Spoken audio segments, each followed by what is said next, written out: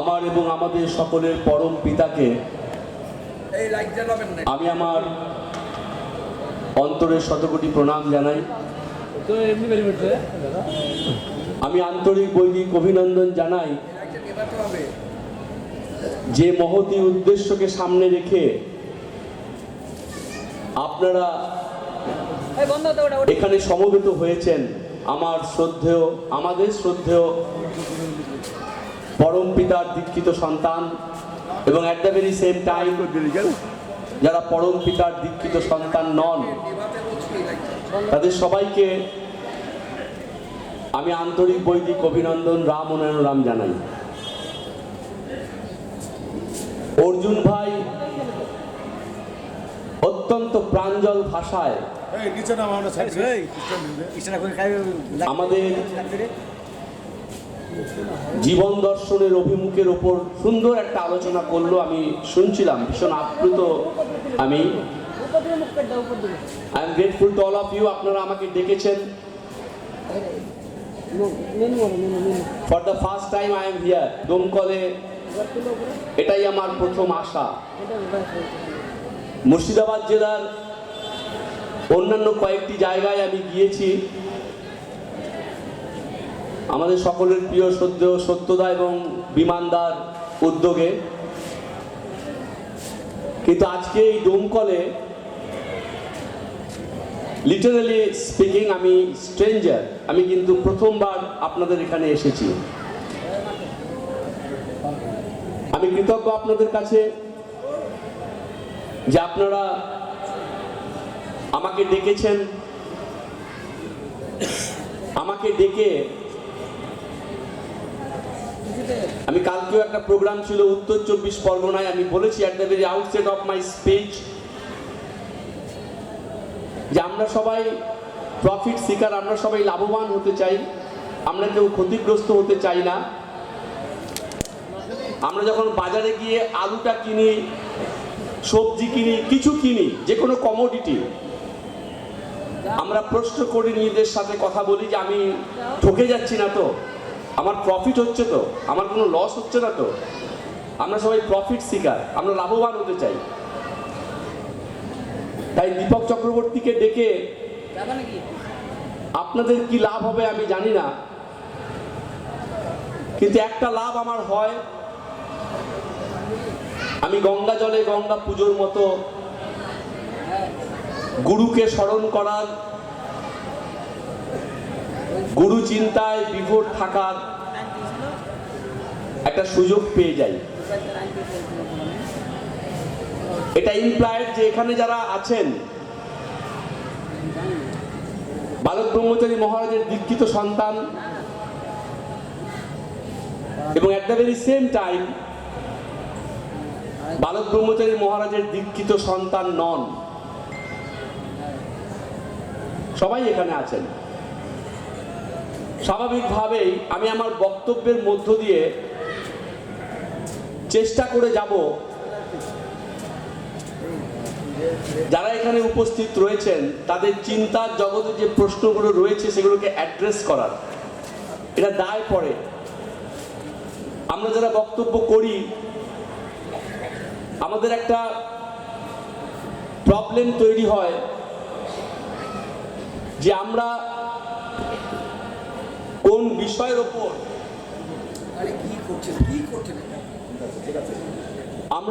বিষয়ের ওপর আলোচনা করব। ঠাকুর খুব ওয়াইড এবং এক্সটেন্সিভ।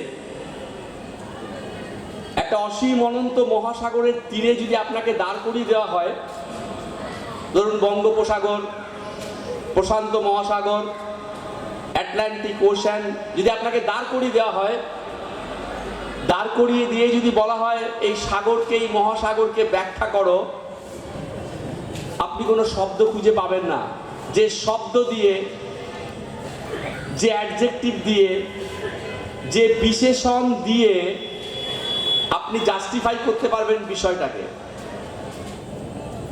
ঠাকুর হচ্ছে সেই রকম একটা সাবজেক্ট। ঠাকুর সম্পর্কে বলা হয়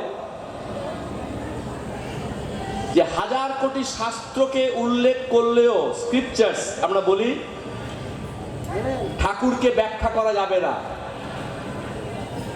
একজন দার্শনিক, আমার নামটা মনে পড়ছে না, তিনি বলছেন Thakur is larger than the largest, smaller than the smallest. খুব মারাত্মক কথা। Thakur is larger than the largest, smaller than the smallest.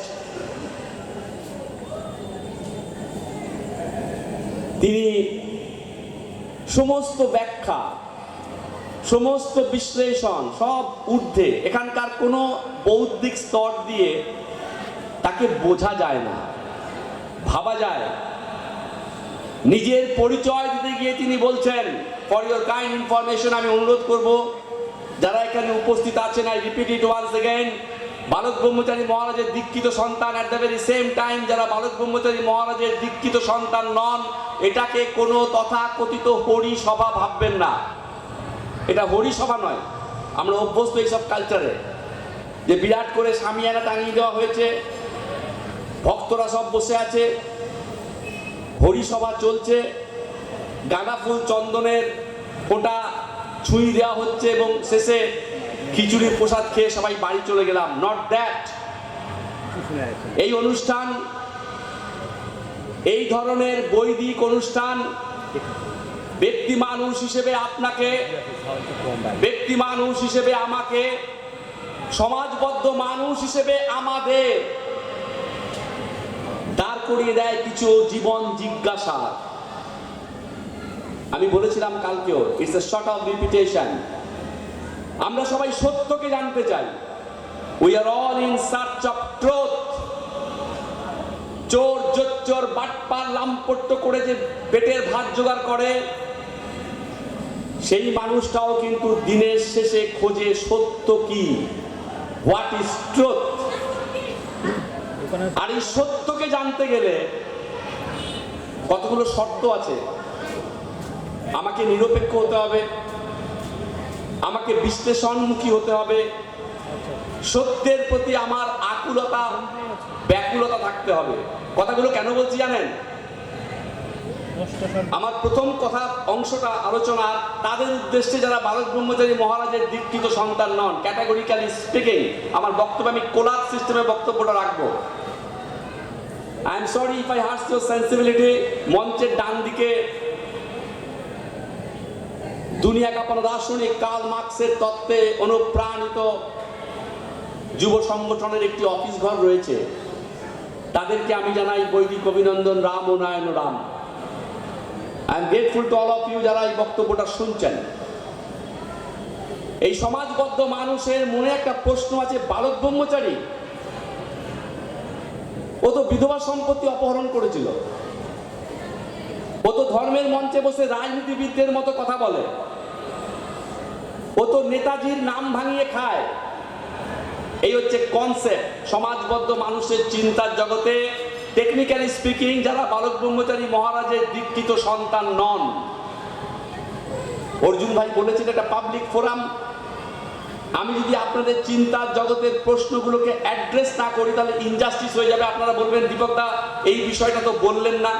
That's why I am under compulsion to focus. বালক ব্রহ্মচারী মহারাজ সম্পর্কে সমাজবদ্ধ মানুষের চিন্তার জগতে কি আছে? বিধবা সম্পত্তি অপহরণকারী বালক ব্রহ্মচারী, ধর্মের মঞ্চে বসে রাজনীতিবিদদের মতো কথা বলা বালক ব্রহ্মচারী, নেতাজির নাম ভাঙিয়ে খাওয়া বালক ব্রহ্মচারী। কে আপনাকে এটা দিয়েছে সোর্স? খুব ইন্টেলেকচুয়াল ফ্যাকাল্টির কথা। কে জানিয়েছে আপনাকে? এখানকার তথাকথিত গণমাধ্যম, সংবাদ মাধ্যম, ইলেকট্রনিক্স মিডিয়া। এভাবেই তাকে চিনেছেন, এভাবেই তাকে জেনেছেন, এভাবেই তাকে ডোমকলের, যেহেতু আমি ডোমকলে এসেছি, ডোন্ট টেক ইট আদারওয়াইজ, এভাবেই তাকে ডোমকলের চায়ের দোকানে, ডোমকলের শপিং মলে, ডোমকলের হাটে, ডোমকলের বাজারে, ডোমকলের টোটোতে, অটোতে, বাসে, যখন আপনি চর্চা করেছেন বালক ব্রহ্মচারীর, এভাবেই করেছেন। আর যতটুকু ইনকমপ্লিট ছিল, অসমাপ্ত ছিল, 1993 সালের 5ই মে কোঠারি মেডিকেল রিসার্চ সেন্টার যখন বললো যে বালক ব্রহ্মচারী ইজ ক্লিনিক্যালি ডেড, এখানকার মেডিকেল সায়েন্স যখন বললো বালক ব্রহ্মচারী ইজ ক্লিনিক্যালি ডেড, আর আমাদের মতো যারা 10 বছর, 20 বছর, 30 বছর, 40 বছর, 50 বছর তার সাথে প্রত্যক্ষভাবে সঙ্গত করেছিলাম, আমরা যখন বললাম এটা মৃত্যু নয়, এটা নির্বিকল্প সমাধি, এই সমাজবদ্ধ মানুষ হিসেবে ডোমকলে যেহেতু এসছি, ডোন্ট টেক ইট আদারওয়াইজ, এই ডোমকলের সমাজবদ্ধ মানুষ,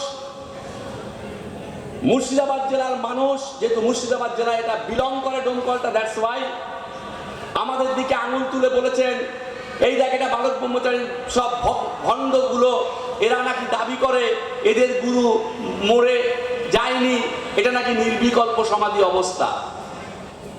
আমি কালকে বাজারে গেছি, অতীতেও বাজারে যাই, যখন বাজারে যাই পাশে দাঁড়িয়ে থাকা যারা চেনে তারা বলে স্যার মাছটা কিনবেন না, মাছটা কিন্তু নির্বিকল্প সমাধিতে আছে, মানে ব্যঙ্গ বিদ্রুপ করে আমাদেরকে নিয়ে। এই সমাজবদ্ধ মানুষ, আমার কোনো রাগ নেই তাদের প্রতি, আমার কোনো দুঃখ নেই, আমার করুণা আছে তাদের প্রতি, আমার করুণা আছে, দায়িত্ব নিয়ে বলছি। তার কারণ আমি সব জায়গায় প্রকাশ সবাই বলি, যারা আমার বক্তব্য শোনেন ফেসবুকে বা ইউটিউবে, নোবেল লরেট বার্ট্রান্ড রাসেল মানব সভ্যতাকে সাবধান করে দিয়ে বলেছিলেন যদি কোনো ব্যক্তি মানুষ, যদি কোনো সমাজ, যদি কোনো রাষ্ট্র, যদি কোনো সভ্যতা কোনো ব্যক্তিত্ব সম্পর্কে, কোনো বিষয়বস্তু সম্পর্কে সঠিকভাবে না জেনে না বুঝে মন্তব্য করে, তাহলে সেই ব্যক্তি মানুষ, সেই সমাজ, সেই রাষ্ট্র, সেই সভ্যতার পতন অবশ্যম্ভাবী। জানিনি, বুঝিনি, জানার চেষ্টা করিনি, বোঝার চেষ্টা করিনি, আমরা ব্যঙ্গ বিদ্রুপ করেছি যে বালক ব্রহ্মচারী নাকি মরেনি, তার পচা গলা দেহটাকে নিয়ে সুকচর আশ্রমে আমরা নাকি ধর্মের নামে ব্যবসা করেছি। ব্যঙ্গ করে মানুষ, বিদ্রুপ করে মানুষ। আজও যখন কোনো অনুষ্ঠান হয় তখন সবাই তাকিয়ে বলে এটা কি সেই বালক ব্রহ্মচারীর প্রোগ্রাম যাকে কোঠারি মেডিকেল রিসার্চ সেন্টার বলেছিল ক্লিনিক্যালি ডেড, অথচ তার ভক্ত শিষ্যরা বলেছিল এটা মৃত্যু নয়, এটা নির্বিকল্প সমাধি অবস্থা। আমি অর্জুন ভাইয়ের চিন্তার জগৎ থেকে ধার নিয়ে একটা প্রশ্ন করতে চাই, এই মানব সমাজ খুঁজে সুকুমার রায়ের রাজার অসুখের গল্পের মতো এই মনুষ্য সমাজ খুঁজে এমন একটা মানুষ খুঁজে বার করুন, এমন কিছু মানুষকে খুঁজে বার করুন যারা অপমানিত হতে চায়, নিন্দিত হতে চায়, ধিক্কৃত হতে চায়, সমালোচিত হতে চায়, ঘৃণা, অপবাদ, লাঞ্ছনা কুড়াতে চায়। ইউ উইল ফাইন্ড নোবডি, আপনি কাউকে খুঁজে পাবেন না।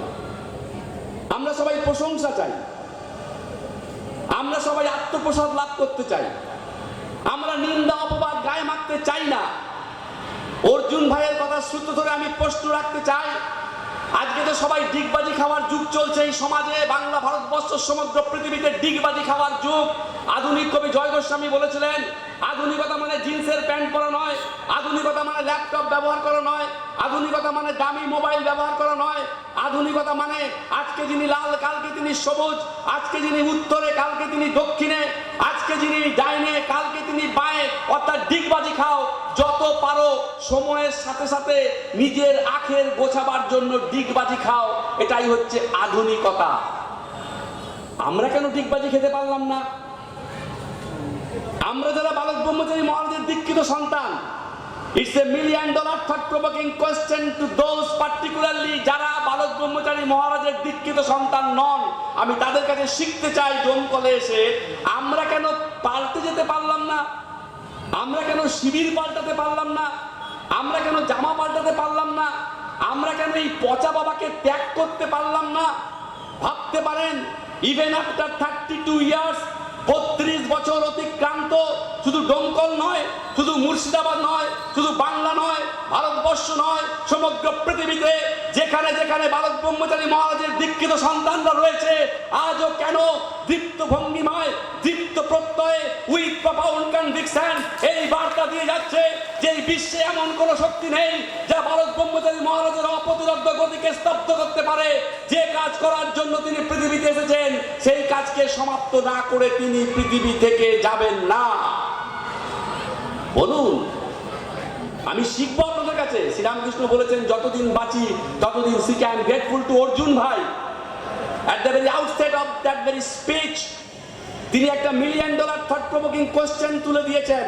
এই কোশ্চেন জনগণের উদ্দেশ্যে, বলুন আমি কেন পাল্টাতে পারছি না? অর্জুন ভাইয়ের কথা শুনে মনে হয়েছে পাগল, সত্যদার সঙ্গীত শুনে মনে হয়েছে সত্যদা পাগল, আমার কথাবার্তা শুনে মনে হচ্ছে আমার মধ্যে ইনস্যানিটি আছে, আমার পরে এখানে যারা নৃত্যগীত পরিবেশন করবে তাদের থেকে মনে হবে তারা পাগল।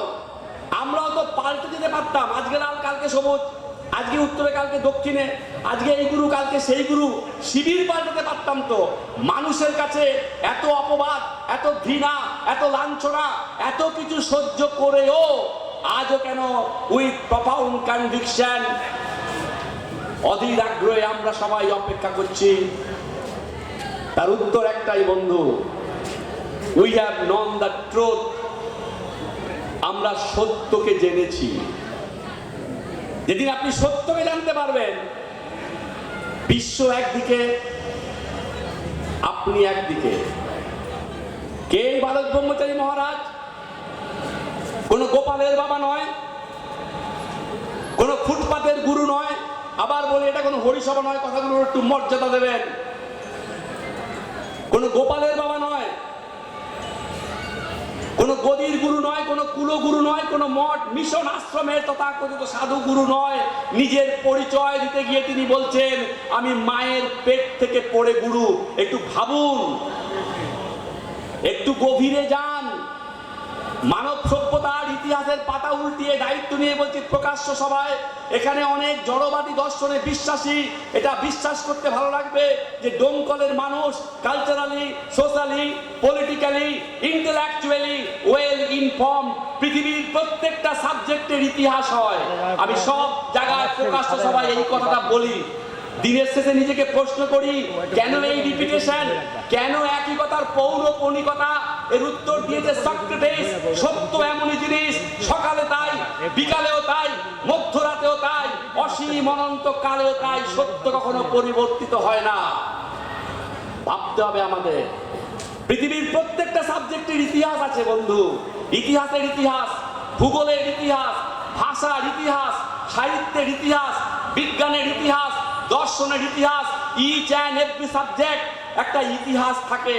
তাহলে পৃথিবীর আধ্যাত্মিকতার ইতিহাসের পাতা উল্টিয়ে এই বক্তব্য যাদের কাছে যাচ্ছে, একটা দৃষ্টান্ত দেখান তো, যে 5 বছর 3 মাস বয়সের একটা শিশু, যার মধ্যে বোধের বিকাশ হয় না, জ্ঞানের বিকাশ হয় না, যার কাছে জাগতিক প্রশংসা, জাগতিক নিন্দা দুটোই সমান, সেই 5 বছর 3 মাসের বয়সের একটা শিশু প্রথম যাকে দীক্ষা দিচ্ছেন, তিনি যাকে প্রথম দীক্ষা দিচ্ছেন ত্রিপুরার ময়নামতি পাহাড়ের বিখ্যাত সুফি সাধক মনাই ফকির। যে পাঠশালায় ঠাকুর পড়তেন, যে স্কুলে ঠাকুর পড়তেন, সেই পাঠশালার পণ্ডিত, স্কুলের শিক্ষক তার উদ্দেশ্যে বলছেন আমরা তোমাকে ইহজগতের ইতিহাস, ভূগোল, বিজ্ঞান পড়িয়েছি, তুমি আমাদের পরমার্থের সন্ধান দাও। দেখাতে পারবেন এরকম দৃষ্টান্ত? বলুন, এখানে আমরা কি দেখি? শিক্ষককে প্রণাম করে ছাত্রছাত্রী, কারণ শিক্ষক ছাত্রছাত্রীদের মধ্যে জ্ঞানের আলোক প্রজ্বলিত করেন। বালক ব্রহ্মচারী মহারাজের ক্ষেত্রে উল্টোটা ঘটেছে। যে পাঠশালায় ঠাকুর পড়তেন, যে স্কুলে ঠাকুর পড়তেন, সেই পাঠশালার পণ্ডিত, স্কুলের শিক্ষক, তখনকার দিনের জ্ঞানীগুণী মানুষ, তার উদ্দেশ্যে বলতেন আমরা তোমাকে ইহজগতের ইতিহাস, ভূগোল, বিজ্ঞান পড়িয়েছি, তুমি আমাদের পরমার্থের সন্ধান দাও। তাই তিনি বালক ঠাকুর, বালক গোসাই। আমরা স্ট্যাম্প লাগাইনি। ত্রিকালজ্ঞ ঋষি লোকনাথ ব্রহ্মচারী, তার একনিষ্ঠ সেবক ছিলেন অশ্বিনী চ্যাটার্জি। তাকে তিনি বলেছিলেন আজ থেকে অর্ধ শতাব্দী পরে এক পূর্ণ ব্রহ্ম আসছে এই পৃথিবীতে। ঠাকুরের মায়ের তখন জন্ম হয়নি। রিটায়ার করার পরে কোনো গল্প কথা নয় হরিসভা, I am talking about real life situation. একটু উপলব্ধি করার চেষ্টা করুন। ঠাকুরের মায়ের তখন জন্ম হয়নি। রিটায়ারমেন্টের পরে অশ্বিনী চ্যাটার্জি নদীর ধারে একটা কুটির তৈরি করে অধীর আগ্রহে অপেক্ষা করছেন কবে লোকনাথ ব্রহ্মচারীর ভবিষ্যৎবাণী সত্যে প্রমাণিত হবে। কি ভবিষ্যৎবাণী করেছেন লোকনাথ ব্রহ্মচারী? পূর্ণ ব্রহ্ম আসছেন অর্ধ শতাব্দী পরে। অশিশাজি অপেক্ষা করছেন অধীর আগ্রহে। আমার সৌভাগ্য হয়েছিল ঠাকুরের কাছে ডাইরেক্ট শোনার। গাছের পাতাটা নড়লে পর্যন্ত উনি ভাবতেন এই বোধহয় তিনি এলেন। হাওয়াতে দরজাটা নড়ে গেলে ভাবতেন এই বোধহয় তিনি এলেন, ছুটে যেতেন। এই অশিশাজির কাছে গিয়েছিলেন স্বামী বিবেকানন্দ। যারা শ্রীরামকৃষ্ণ ভাব আদর্শে বিশ্বাসী তারা হয়তো অনেকে জানেন, অনেকেই হয়তো জানেন না। স্বামী বিবেকানন্দের মতো ব্যক্তিত্ব গিয়েছিলেন অশ্বিনী চ্যাটার্জির কাছে অনুরোধ করতে যে আপনি শ্রীরামকৃষ্ণ ভাব আন্দোলনে যোগদান করুন। অশ্বিনী চ্যাটার্জি যায়নি। তিনি বলেছিলেন না, লোকনাথ বাবা ভবিষ্যৎবাণী করেছে পূর্ণ ব্রহ্ম আসছে। বালক ব্রহ্মচারীকে পূর্ণ ব্রহ্ম দীপক চক্রবর্তী বলেনি। বালক ব্রহ্মচারীকে পূর্ণ ব্রহ্ম দীপক চক্রবর্তীরা বলেনি। বালক ব্রহ্মচারীকে পূর্ণ ব্রহ্ম তার শতকোটি সন্তানরা বলেনি। ত্রিকালজ্ঞ ঋষি লোকনাথ ব্রহ্মচারী বলছেন।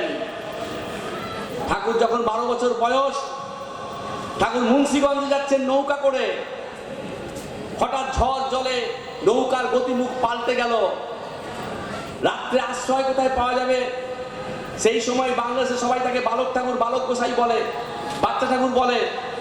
ঠাকুরকে নৌকায় বসিয়ে, তাদের গুরুকে নৌকায় বসিয়ে ভক্ত শিষ্যরা খুঁজতে গেছে কোথায় আশ্রয় পাওয়া যায়, কোথায় রাতের খাবারের মতো চিড়ে গুড় পাওয়া যায়।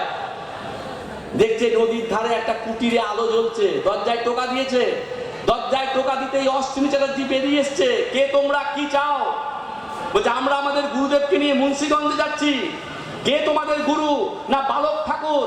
সন্ত কবির বলেছিলেন জিসনে ঢুনা উনকো মিলা, যে খোঁজে সে পায়। Ashwini Chatterjee has been waiting from the core of his soul and heart. তিনি অধীর আগ্রহে অপেক্ষা করছিলেন কখন সেই পূর্ণ মিলনটা হবে। যেই শুনেছেন এক বালক ঠাকুর এসছে, পাগলের মতো ছুটতে ছুটতে এসছেন নদীর ঘাটে। ঠাকুর বসে আছেন নৌকায়। প্রথম দেখেই at the very first sight Thakur তাকে প্রশ্ন করছেন, অশ্বিনী তোমার মন্ত্র পূর্ণ করে নেবে না? হরিসভা নয়। আমার বক্তব্যের প্রারম্ভে একটা কথা বলেছি, আমরা যারা বক্তব্য করি উই আর আন্ডার কম্পালশন, কারণ এখানে সবাই রয়েছেন। পরম পিতার দীক্ষিত সন্তান আছেন, এট দ্য ভেরি সেম টাইম যারা দীক্ষিত সন্তান নন। তাই সবার চিন্তার জগতের কোশ্চেনগুলোকে আমাকে অ্যাড্রেস করতে হবে। কাকে পেয়েছি আমরা গুরু রূপে? ভাবতে পারেন মাস্টারমশাই এই ডোমকলের ধরুন স্কুলের যিনি হেড স্যার, তিনি যদি বলেন আমি 5-এর বাচ্চার কাছে দীক্ষা নেব, তিনি যদি বলেন 5-এর বাচ্চাকে যে আমি তোমাকে ইতিহাস ভূগোল পড়েছি, তুমি আমাকে পরমার্থের সন্ধান দাও, আপনারা বলবেন এই হেড স্যার পাগল, এর কাছে আমাদের ছাত্রছাত্রীর ভবিষ্যৎ নিশ্চিত নয়, এখানে রাখা যাবে না এই স্কুলে। ঠাকুরের ক্ষেত্রে তাই ঘটেছে। পাঠশালার পণ্ডিত, স্কুলের শিক্ষক, ঠাকুর ক্লাস 8 অব্দি পড়েছেন। 9-এর পরীক্ষা তিনি দিতে পারেননি, কারণ তার বাড়ি থেকে স্কুল যেতে সময় লাগতো 5 মিনিটেরও কম, কিন্তু পৌঁছাতেন 1.5 ঘন্টা পরে। রাস্তায় সবাই শুয়ে থাকতো পথ আগলে যে আমাদের দীক্ষা দাও, আমাদের ভবপারের করি, ভবপারের সন্ধান দাও, পরমার্থের সন্ধান দাও।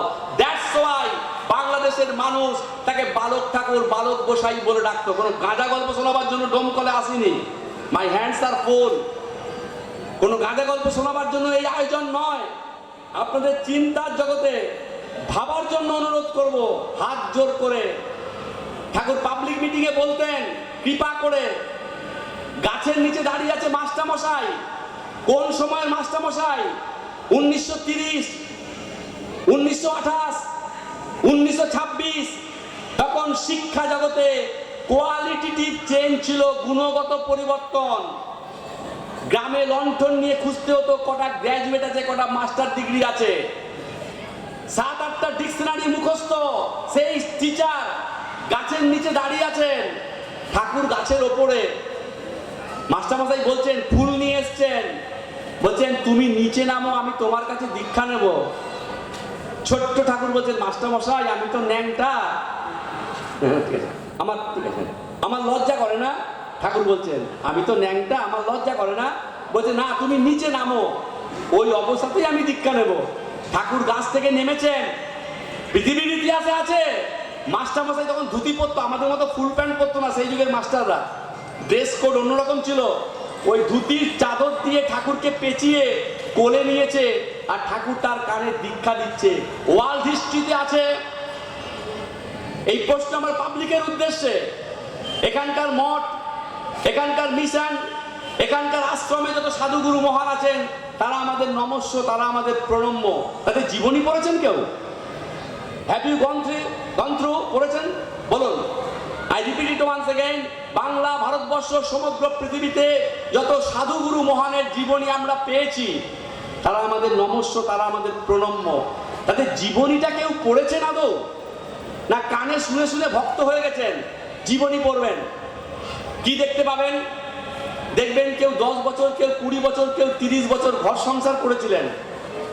হঠাৎ জগৎ জীবন সম্পর্কে বৈরাগ্য এসেছিল।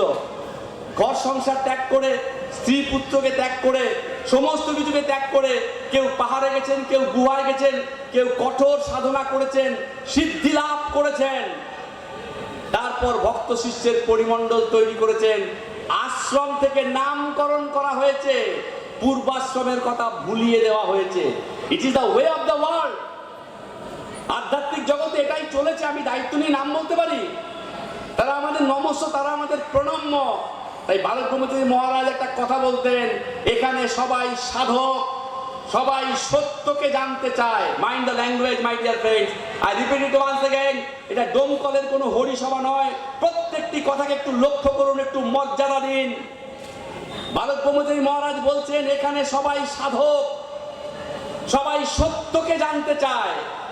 ঘটনা তো সবাই সত্যকে জানতে চেয়েছে, আর নিজের পরিচয় দিতে গিয়ে বলছেন সত্যকে নিয়েই আমার আবির্ভাব। মাইন্ডেড। এখানে সবাই সত্যকে জানতে চায়। সত্যকে জানার জন্য কেউ বলেছে উত্তর দিকে তাকিয়ে সাধনা করো, কেউ মত দিয়েছে দক্ষিণ দিকে তাকিয়ে সাধনা করো। সত্যকে জানার জন্য কেউ বলেছে মৌন থাকো, সত্যকে জানার জন্য কেউ বলেছে লেংটি কষো ভালো করে, সত্যকে জানার জন্য কেউ বলেছে গিরি গুহায় চলো, সত্যকে জানার জন্য কেউ বলেছে গেরুয়া বসন পড়ো, বাপ মাকে ত্যাগ করো, মস্তক মুন্ডন করো, আশ্রমে যাও, মঠে যাও, মিশনে যাও, পাহাড়ে যাও, গুহায় যাও, সমাজ সংসারকে বিস্মৃত হয়ে সত্যকে জানার চেষ্টা করো। They all were in search of truth, but the contrary happened in his life. বালক ব্রহ্মচারী মহারাজ is the one and only personality যিনি মানব সভ্যতাকে কৃপা করে তার পরিচয়টা জানান দেওয়ার জন্য বলছেন এখানে সবাই সত্যকে জানতে চায়, সত্যকে নিয়েই আমার আবির্ভাব। সেই জায়গায় দাঁড়িয়ে ভাবতে হবে আমাদের।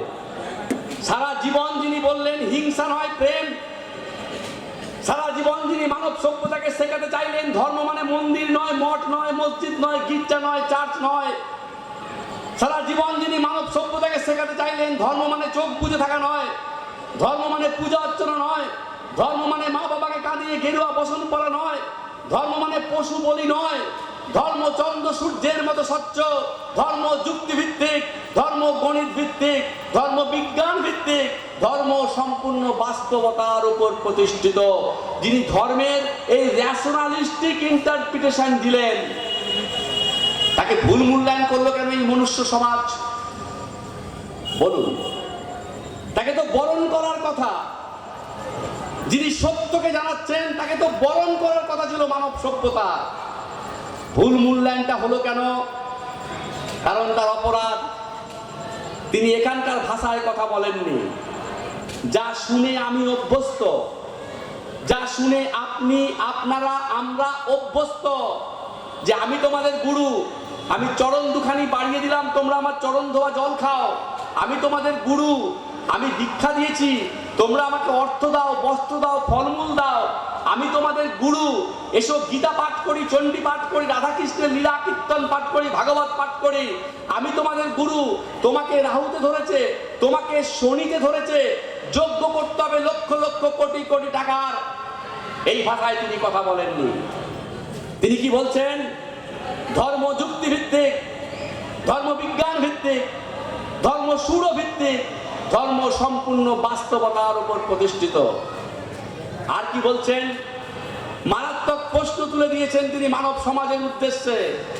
যে এই মানব সমাজে ধর্ম কম নেই, হিন্দু ধর্ম, মুসলমান ধর্ম, খ্রিস্টান ধর্ম, বৌদ্ধ ধর্ম, কনফুসিয়াসের ধর্ম, জরথুস্ট্রের ধর্ম, আপেল নাশপাতির মতো টুকরা টুকরা in the name of religion. Hindu ধর্ম, মুসলমান ধর্ম, খ্রিস্টান ধর্ম, বৌদ্ধ ধর্ম, জৈন ধর্ম, কনফুসিয়াসের ধর্ম, জরথুস্ট্রের ধর্ম, ব্রাহ্মণের ধর্ম, চণ্ডালের ধর্ম, শৈবের ধর্ম, বৈষ্ণবের ধর্ম, আপেল নাশপাতির মতো টুকরো টুকরো ধর্ম। যে সমাজে এত ধর্ম, যে সমাজে এত গীতা, বেদ, বেদান্ত, উপনিষদ, গীতা, ত্রিপিটক, বাইবেল, জেন্দাবেস্তা, যে সমাজে এত আশ্রম, এত মঠ, এত মিশন, এত চার্চ, যে সমাজে এত নোবেল লরেট, এত কবি, এত সাহিত্যিক, এত দার্শনিক, যে সমাজ রবীন্দ্রনাথকে পেল, শেক্সপিয়ারকে পেল, মিল্টনকে পেল, যে সমাজ কার্ল মার্কসকে পেল, হোচিমিনকে পেল, মাও সেতুংকে পেল, লেনিনকে পেল, ফয়েরবার্গকে পেল, চে গুয়েভারার মতো দুনিয়া কাঁপানো বিপ্লবী পেল, যে মনুষ্য সমাজ দুনিয়া কাঁপানো রাশিয়ার বিপ্লব দেখলো, চীনের বিপ্লব দেখলো, চেকোস্লোভাকিয়ার বিপ্লব দেখলো, সেই মনুষ্য সমাজের এই ভিখারি উলঙ্গ চেহারা কেন? বলুন। আপনি ভাববেন না?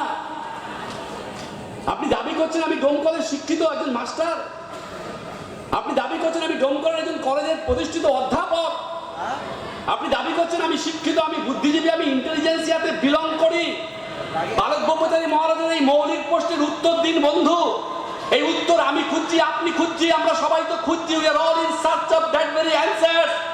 যে মনুষ্য সমাজে এত ধর্ম ছিল, যে মনুষ্য সমাজে এত রাজনৈতিক মতাদর্শ ছিল, যে মনুষ্য সমাজে এত নোবেল লরেট, কবি, সাহিত্যিক, দার্শনিক, সাধু, গুরু, মহান, মঠ, মিশন, আশ্রম, কিছুর তো অভাব নেই। মনুষ্য সমাজের এই ভিখারি চেহারা হলো কেন? এর উত্তর দিচ্ছেন বালক ব্রহ্মচারী মহারাজ। এর একটাই মাত্র কারণ, অর্জুন ভাই ছোঁয়ার চেষ্টা করেছে তাড়াহুড়োর মধ্যে। যে জন্য এই জন্ম, যার জন্য এসেছিলাম এই পৃথিবীতে, উই হ্যাভ ফরগটেন, ভুলে গেছি। তার উপর ভিত্তি করে কথা বলতে কেন এলাম এই পৃথিবীতে, কিসের জন্য এলাম? 60-70-80-র জন্য পৃথিবীর পান্থশালায় কি করলাম? অঙ্কের ফল মিলছে না। বালক ব্রহ্মচারী মহারাজ বলছেন, ভেবে দেখেছো কোনোদিন তুমি বিশ্ব প্রকৃতির দ্বারা লালিত, পালিত, পরিপুষ্ট, সমৃদ্ধ? এই যে এত দর্শন, এই যে এত মতবাদ, এই যে এত সভা, এই যে রাষ্ট্রসংঘের এত আলোচনা, উদ্দেশ্য কি? যে মনুষ্য সমাজটাকে প্রকৃত অর্থে একটা মনুষ্য সমাজে কি করে উত্তরণ ঘটানো যায়। হচ্ছে না তো, অঙ্কের ফল মিলছে না তো। মিলছে না কেন? তার একটাই মাত্র কারণ, যে উদ্দেশ্যে পৃথিবীতে এলাম আমরা, যে মহান উদ্দেশ্যে এই সৃষ্টি, সেই উদ্দেশ্যের পথের পথিক আমরা হলাম না। অস্বীকার হতে পারবেন কেউ? মাতৃগর্ভ থেকে ওয়া ওয়া করতে করতে আসছি সবাই। দমকলের ভিখারি, আমেরিকার সদ্য জয়ী প্রেসিডেন্ট ডোনাল্ড ট্রাম্প, একই ধারা, ওয়া ওয়া ওয়া। অস্বীকার করুন। মাতৃগর্ভ থেকে এলাম সবাই ওয়া ওয়া করতে করতে। উলঙ্গ নাগা সন্ন্যাসীর চেহারা, গায়ে স্ট্যাম্প মারা ছিল না সেদিন। তুই হিন্দু, তুই মুসলমান, তুই কংগ্রেস, তুই কমিউনিস্ট, তুই ব্রাহ্মণ, তুই চন্ডাল, তুই পণ্ডিত, তুই মূর্খ, কোনো দাগ নেই, কোনো ছাপ নেই। উলঙ্গ নাগা সন্ন্যাসীর চেহারা। কে পরালো জামাটা? তুই হিন্দু, তুই মুসলমান, তুই ব্রাহ্মণ, তুই চন্ডাল, তুই ধোপা, তুই নাপিত, তুই কংগ্রেস, তুই কমিউনিস্ট। কে পরালো জামাটা? এখানকার তথাকথিত ধর্ম, এখানকার তথাকথিত রাজনৈতিক তত্ত্ব জামা পরিয়ে দিল আমাদের। এই জামাটা পরার পরে আমরা আবার মাইকের সামনে দাঁড়িয়ে গান গাইলাম, কবিতা ওড়ালাম, নানা ভাষা, নানা মত, নানা পরিধান, বিবিধের মাঝে দেখো মিলন মহান। কত বড় গাঁজা গল্প চলছে মানব সমাজে, ভেবে দেখুন। আগে জামা পরিয়ে দিয়েছি, হিন্দুর জামা, মুসলমানের জামা, খ্রিস্টানের জামা, কংগ্রেসের জামা, কমিউনিস্টের জামা, in the name of religion, in the name of politics, অস্বীকার করতে পারবেন? Is there anybody to flout this observation? Bharat Brahmachari মহারাজের এই অবজারভেশনটাকে কেউ ফ্লাউট করতে পারবেন? Please raise your hands. হাতটা তুলুন, আমি শিখে যাবো আপনাদের কাছ থেকে। দায়িত্ব নিয়ে কথা বলছি। এই জামাটা তো কে পড়িয়েছে আমাকে? তুই বেটা হিন্দু, তুই বেটা মুসলমান, তুই ব্রাহ্মণ, তুই চন্ডাল, তুই শ্বেতাঙ্গ, তুই কৃষ্ণাঙ্গ, তুই কংগ্রেস, তুই কমিউনিস্ট। কে পড়ালো? ধর্মের নামে ধর্ম, রাজনীতির নামে রাজনীতি। পড়িয়ে দেওয়ার পরে বিকালবেলা আমাদের হাতে হাতে মানববন্ধন চলছে, এসো আমরা সবাই এক। আমরা গান গাইছি, মোরা নানা ভাষা, নানা মত, নানা পরিধান, বিবিধের মাঝে দেখো মিলন মহান। দমকলের শিক্ষিত মাস্টারমশাই হিসেবে আপনি প্রশ্ন করেননি, সত্যি কি নানা ভাষা, সত্যি কি নানা মত, সত্যি কি নানা পরিধান, সত্যি কি আমরা বিবিধ, নাকি আমরা একই ছিলাম? দ্য প্রাইমোডিয়াল সাউন্ড আমাদের একই ছিল, irrespective of caste, creed and religion. ওয়া ওয়া ওয়া। আমাদের সূর্য এক, আমাদের জল এক, আমাদের মাটি এক, আমাদের বাতাস এক। ক্ষিতি অফ তেজ মরুদ বোমকে আশ্রয় করে আমাদের অস্তিত্ব। আমরা সবাই বিশ্ব প্রকৃতির দ্বারা লালিত, পালিত, পরিপুষ্ট, সমৃদ্ধ। এমন কেউ অকৃতজ্ঞ আছেন এখানে? যারা আমার বক্তব্য শুনছেন, I am grateful to all of you. এমন কেউ অকৃতজ্ঞ আছেন? দাঁড়িয়ে পড়ুন। যে প্রকৃতির থেকে কখনো সেবা নেয়নি দীপক দা, আছেন এমন কোন অকৃতজ্ঞ? নোবডি। জন্ম থেকে মৃত্যু, সকাল থেকে রাত, এই অসীম অনন্ত বিশ্ব প্রকৃতি সেবা দিয়ে যাচ্ছে, সেবা চলছে। এখানে যে সেবা চলে সেখানে ধান্দা আছে। ভোট দাও, সুযোগ সুবিধা পাইয়ে দাও, তাই সেবা। কাকে সেবা দেব? যে আমার পেয়ারের লোক, যে আমার দলের লোক, যে আমার সম্প্রদায়ের লোক, যে আমার বড় পেয়ারের লোক, তাকে সেবা দেব। কাকে সেবা দেব না? যে আমার পেয়ারের লোক না, যে আমার দলের লোক না, যে আমার গোষ্ঠীর লোক না। ভাবুন, আমরা নাকি শিক্ষিত। ভারত ব্রহ্মচারী মহারাজ বলছেন, এই বিভেদের নীতি যদি বিশ্ব প্রকৃতি প্রয়োগ করে ফেলে একবার, প্লিজ মাইন্ড দ্য ল্যাঙ্গুয়েজ, যে বিভেদের নীতিতে সমাজ চলছে, ভেদভিত্তিক সমাজ ব্যবস্থা, যে তোমার জন্য সেবা কেন, তুমি আমার নিজের লোক, তাই তোমার জন্য সেবা। পাশের বাড়ির জন্য সেবা না হলেও চলবে। এই ভেদ বুদ্ধি নিয়ে যদি বিশ্ব প্রকৃতি সেবা দিত, যে তুমি ডোমকলের কোটিপতি তাই তোমার জন্য বেশি আলো, তুমি ডোমকলের কোটিপতি তাই তোমার জন্য বেশি অক্সিজেন, তুমি ডোমকলের কোটিপতি তাই তোমার জন্য বেশি জায়গা, তুমি ডোমকলের কোটিপতি তার জন্য তোমাকে বেশি অক্সিজেন। Not that. যার যার প্রয়োজন, প্রয়োজন ভিত্তিক বন্টন এই অসীম অনন্ত বিশ্ব প্রকৃতি করে যাচ্ছে। তার ঠেকাটা কি? পুরনো কথা, গভীরে নেইনি। ভাবুন কি তার ঠেকা। ভারত ব্রহ্মচারী মহারাজ বলছেন, তুমি কবে পৃথিবীতে আসবে, তুমি কবে বড় হবে, তুমি কবে লেখাপড়া শিখবে, তুমি কবে চাকরি পাবে, তুমি কবে বিয়ে করবে, তুমি কবে 2-3টে সন্তান উৎপাদন করবে, তুমি কবে ফ্ল্যাট বানাবে, গাড়ি বানাবে, গয়না বানাবে, জামা কাপড় পরবে, এটার জন্য বিশ্ব প্রকৃতি সকাল থেকে সেবা দিয়ে যাচ্ছে। ওই সূর্যটা, ওই জলটা, ওই মাটিটা, ওই বাতাসটা। ঠেকাটা কি? Better late than never. কালকে বলেছি উত্তর 24 পরগনায়, বিজ্ঞান বলছে সূর্য কি করে আলো দেয়, তাপ দেয় আমরা জেনে গেছি, কিন্তু সূর্য কেন আলো দেয় জানতে পারছি না। জল জীবন দেয় কিভাবে জেনে গেছি, কিন্তু জল কেন জীবন দেয় জানতে পারছি না। কেন? তাই ভারত ব্রহ্মচারী মহারাজ বলছেন, কেন দিচ্ছে এই নিষ্কাম নিঃস্বার্থ সেবা? কি দেখতে পাচ্ছ বিশ্ব প্রকৃতির দিকে তাকিয়ে জীবন গ্রন্থ পাঠ করে? 60, 70, 80-র খেলা।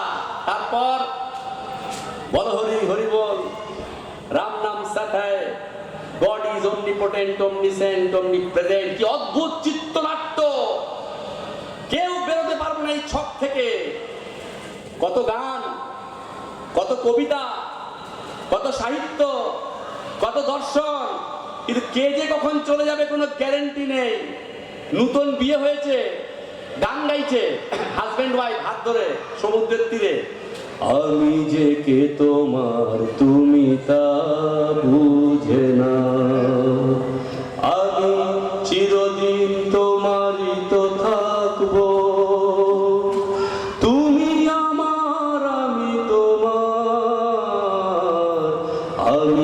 কে তোমার তুমি তা বুঝে নাও।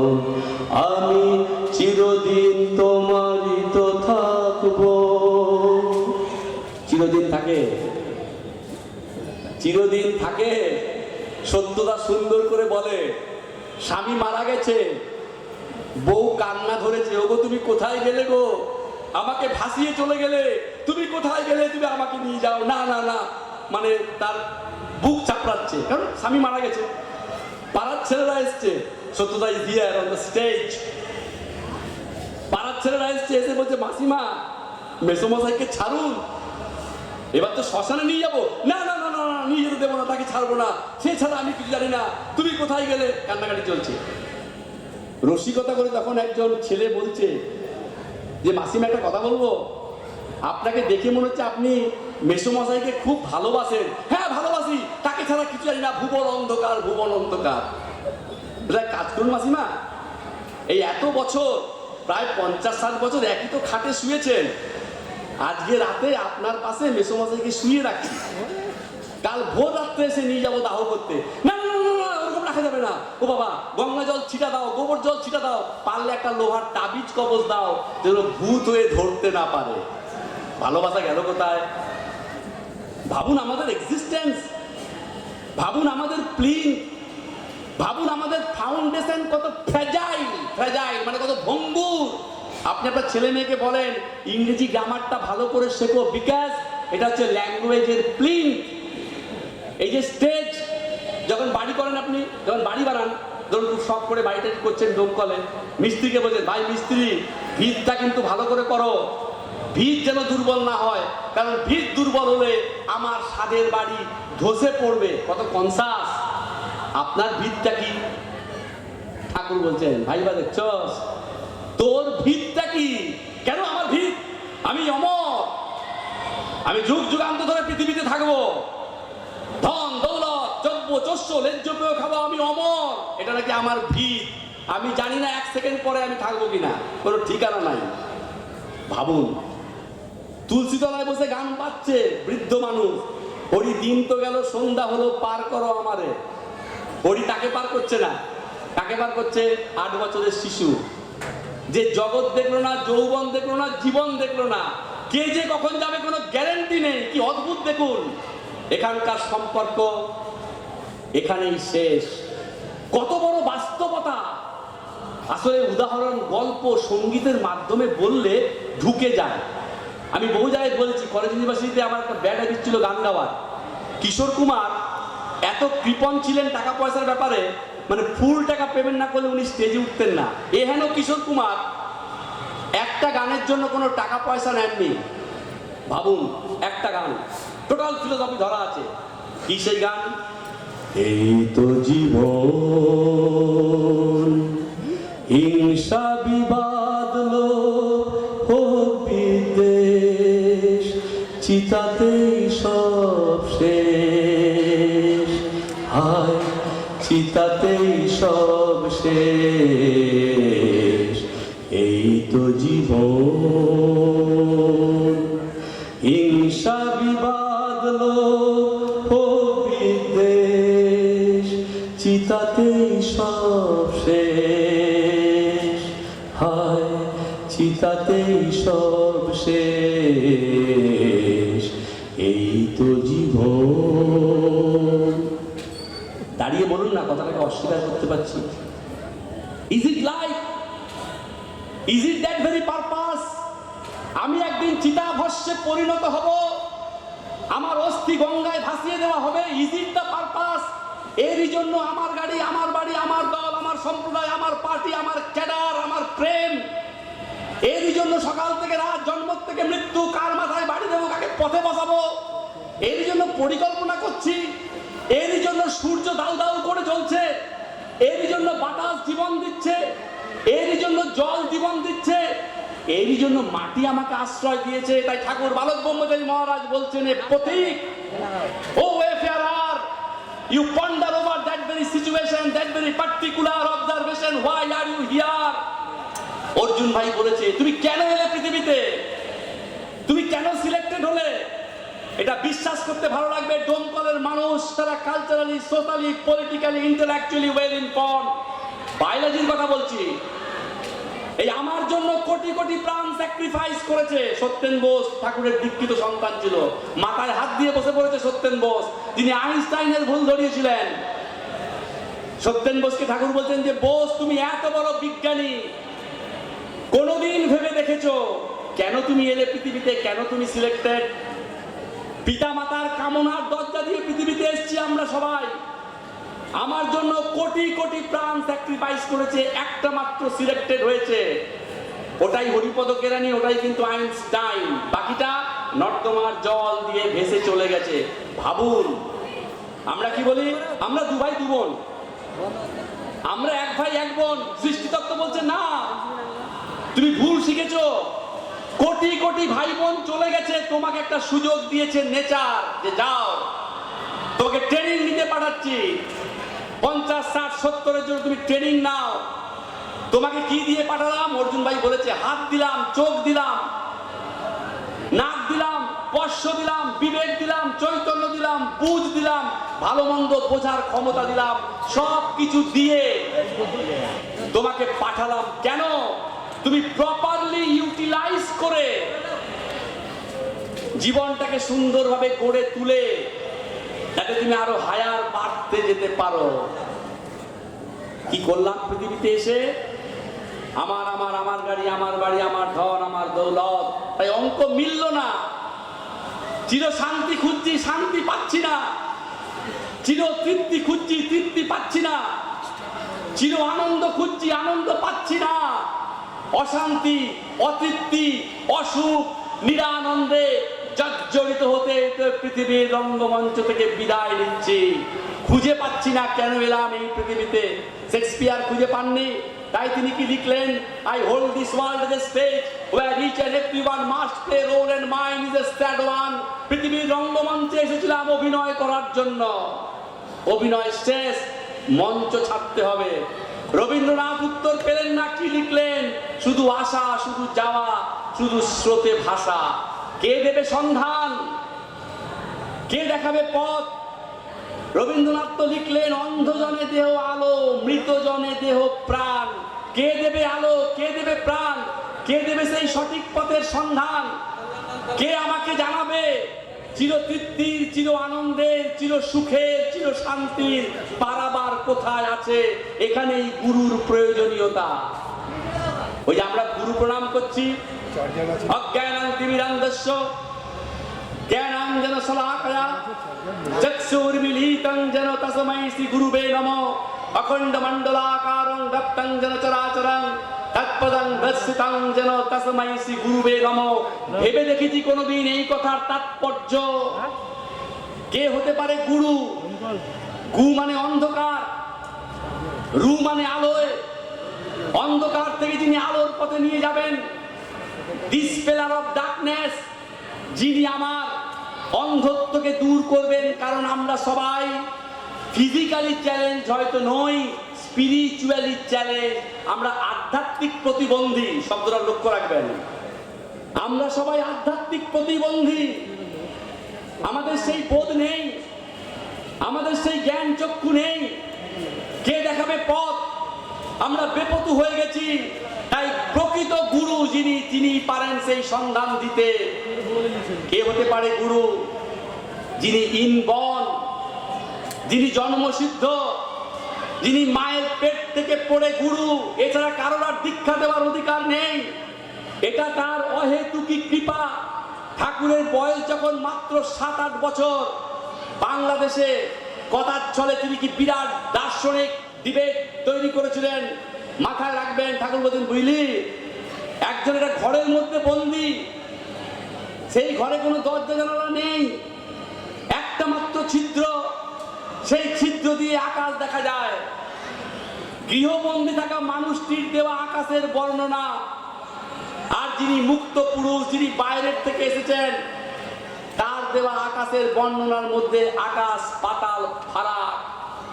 তিনি মুক্ত, শুদ্ধ, বুদ্ধ, জন্মসিদ্ধ, মায়ের পেট থেকে পড়ে গুরু। তাই এই পরশ পাথরকে আমরা পেয়েছি। প্রশ্ন করিনি তোমাকে পাওয়ার মতো যোগ্যতা ছিল কিনা। আজকে আমরা তার জন্মদিন পালন করছি, আবির্ভাব দিবস পালন করছি। সবাই পড়েছেন পুরনো কথা, 1327 সনের 23শে কার্তিক কালী পুজো হচ্ছে, ধুমধাম করে বাচ্চারা পটকাবাজি ফাটাচ্ছে, আতশবাজি ফাটাচ্ছে। ঠাকুরের মা জানতে পারলেন না ঠাকুর পৃথিবীতে এলেন। সবাই বলল কালা পাহাড়, যত রকম অপবাদ পারে সবাই দিল। পূজা বন্ধ হয়ে গেল, বলি বন্ধ হয়ে গেল, ছাক শিশুটি বলি প্রদত্ত হলো না। পরবর্তীকালে ঠাকুর বলছেন আমার জন্ম অমাবস্যায়, এখানকার সমস্ত কিছু ভণ্ডুল করতে এসেছি আমি। একই গভীর জীবন দার্শনিকতা। আমার জন্ম অমাবস্যায়, এখানকার সমস্ত কিছু ভণ্ডুল করতে এসেছি। কাউকে বলতে শুনেছেন? সবাই তো বলে গড়তে এসেছি, সবাই তো বলে সৃষ্টি করতে এসেছি, সবাই তো বলে তৈরি করতে এসেছি। বালক ব্রহ্মচারী মহারাজ দ্য অনলি এক্সেপশন, তিনি বলছেন আমি এখানকার সমস্ত কিছু ভণ্ডুল করতে এসেছি। এখানকার কোন কিছু?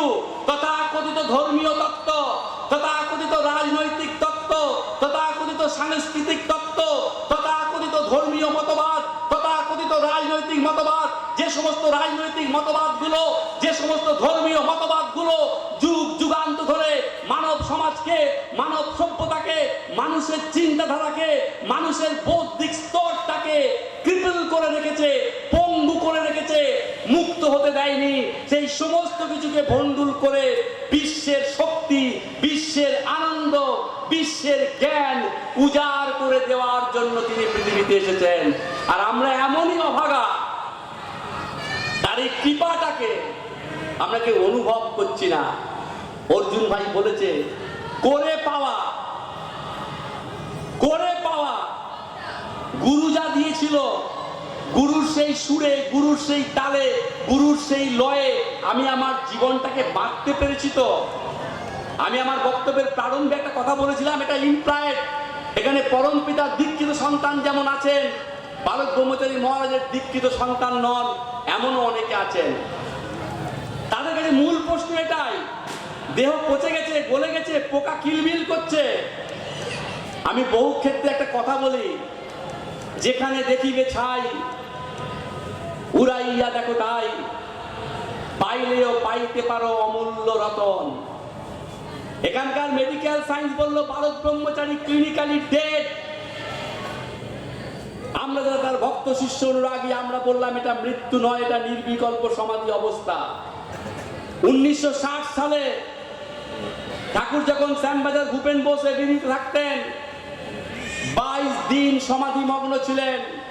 ডক্টর বিধানচন্দ্র রায়, রামকৃষ্ণ মিশন, ভারত সেবাশ্রম সংঘের মহারাজ, শ্রদ্ধেয় মহারাজ, প্রণম্য মহারাজরা এসেছিলেন দিনের পর দিন তাকে পরীক্ষা করতে। আনন্দবাজার পেপারে, যুগান্তর পেপারে, স্টেটসম্যান পেপারে ফলাও করে লেখা হয়েছিল সেদিন, Balak Brahmachari is in trance for more than 22 days. মানব সভ্যতার ইতিহাসে, আধ্যাত্মিকতার ইতিহাসে এই রেকর্ড নেই। 22 দিন সমাধিমগ্ন ছিলেন।